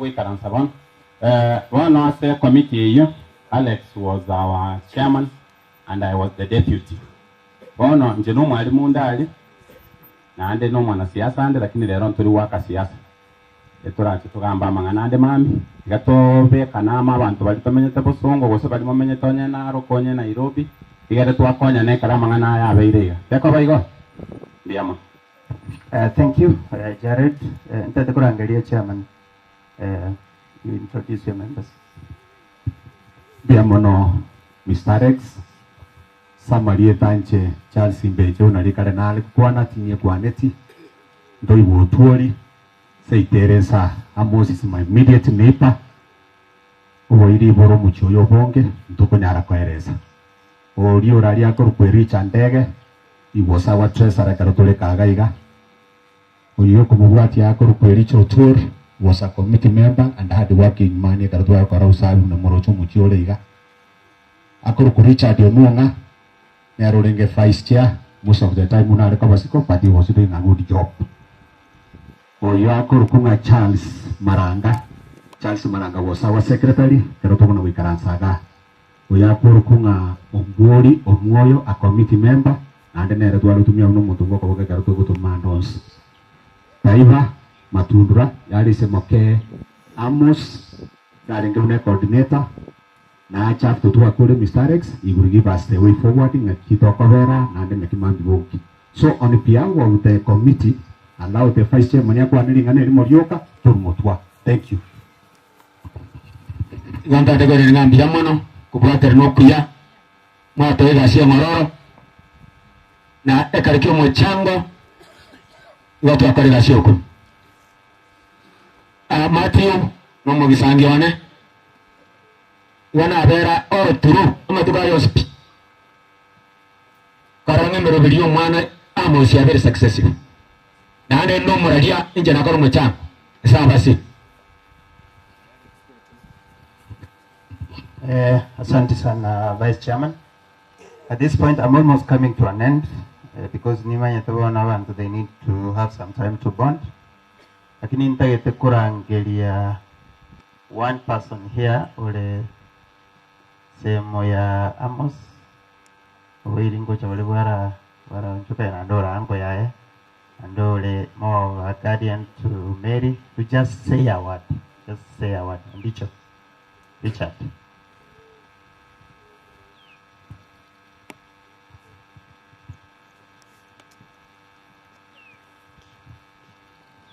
Just 1 minute. We are almost finishing. Ukoratole in a short while. Bantu bami tuna wairire buya. Samali etangolo kwa Richard Ondicho ondo ibotoli nkamumbusaiga na Amos nese moyane. Amos ga bwate the youngest sister to my wife. And the wife to Amos came to my home when she was in standard 2 until she got married. So I am more with that than an in-law. And the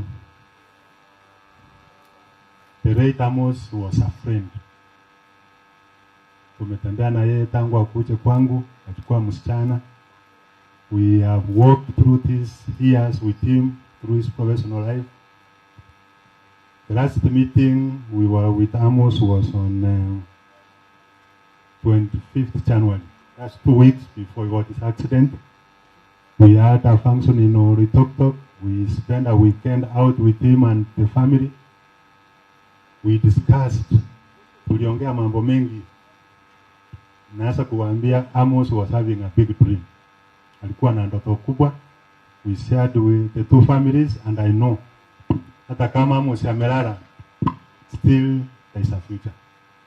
Kwa hivyo kwangu ni kuambia familia, ndugu ya Matthew and family, family ya Matthew na bantu wa Matundura bonsi, please feel comforted. Mungu yupo na atatu comfort. I remember I got the call on Saturday. Amos passed on Friday night. So on Sabbath, when I was preparing to go to church, I got a call from Isaiah. Aliniuliza, Ango, umesikia what happened to Amos? Nikamwambia hapana. He got an accident and he passed on. That was the first message I got. I stay and work in Nyeri. We stay in Embu. So the weekend I was in Embu, you can imagine we drove from Embu to Kajiado. It's almost 500 kilometers. And we were the first people, I and Isaiah and some 2 doctors. What was Ulsan? So we were able to work through the weekend and we managed to transfer the body through the assistance of KCB Bank to Kisii. So kwa niaba ya familia and a friend of Amos, I want to appreciate Embroya. KCB is a good Embroya. And I continue pleading with KCB because the family of Amos was a total dependence ya KCB. Munapo Embroya tafadhali mkumbuke familia ya Amos. Mungu abariki sana. Asante sana.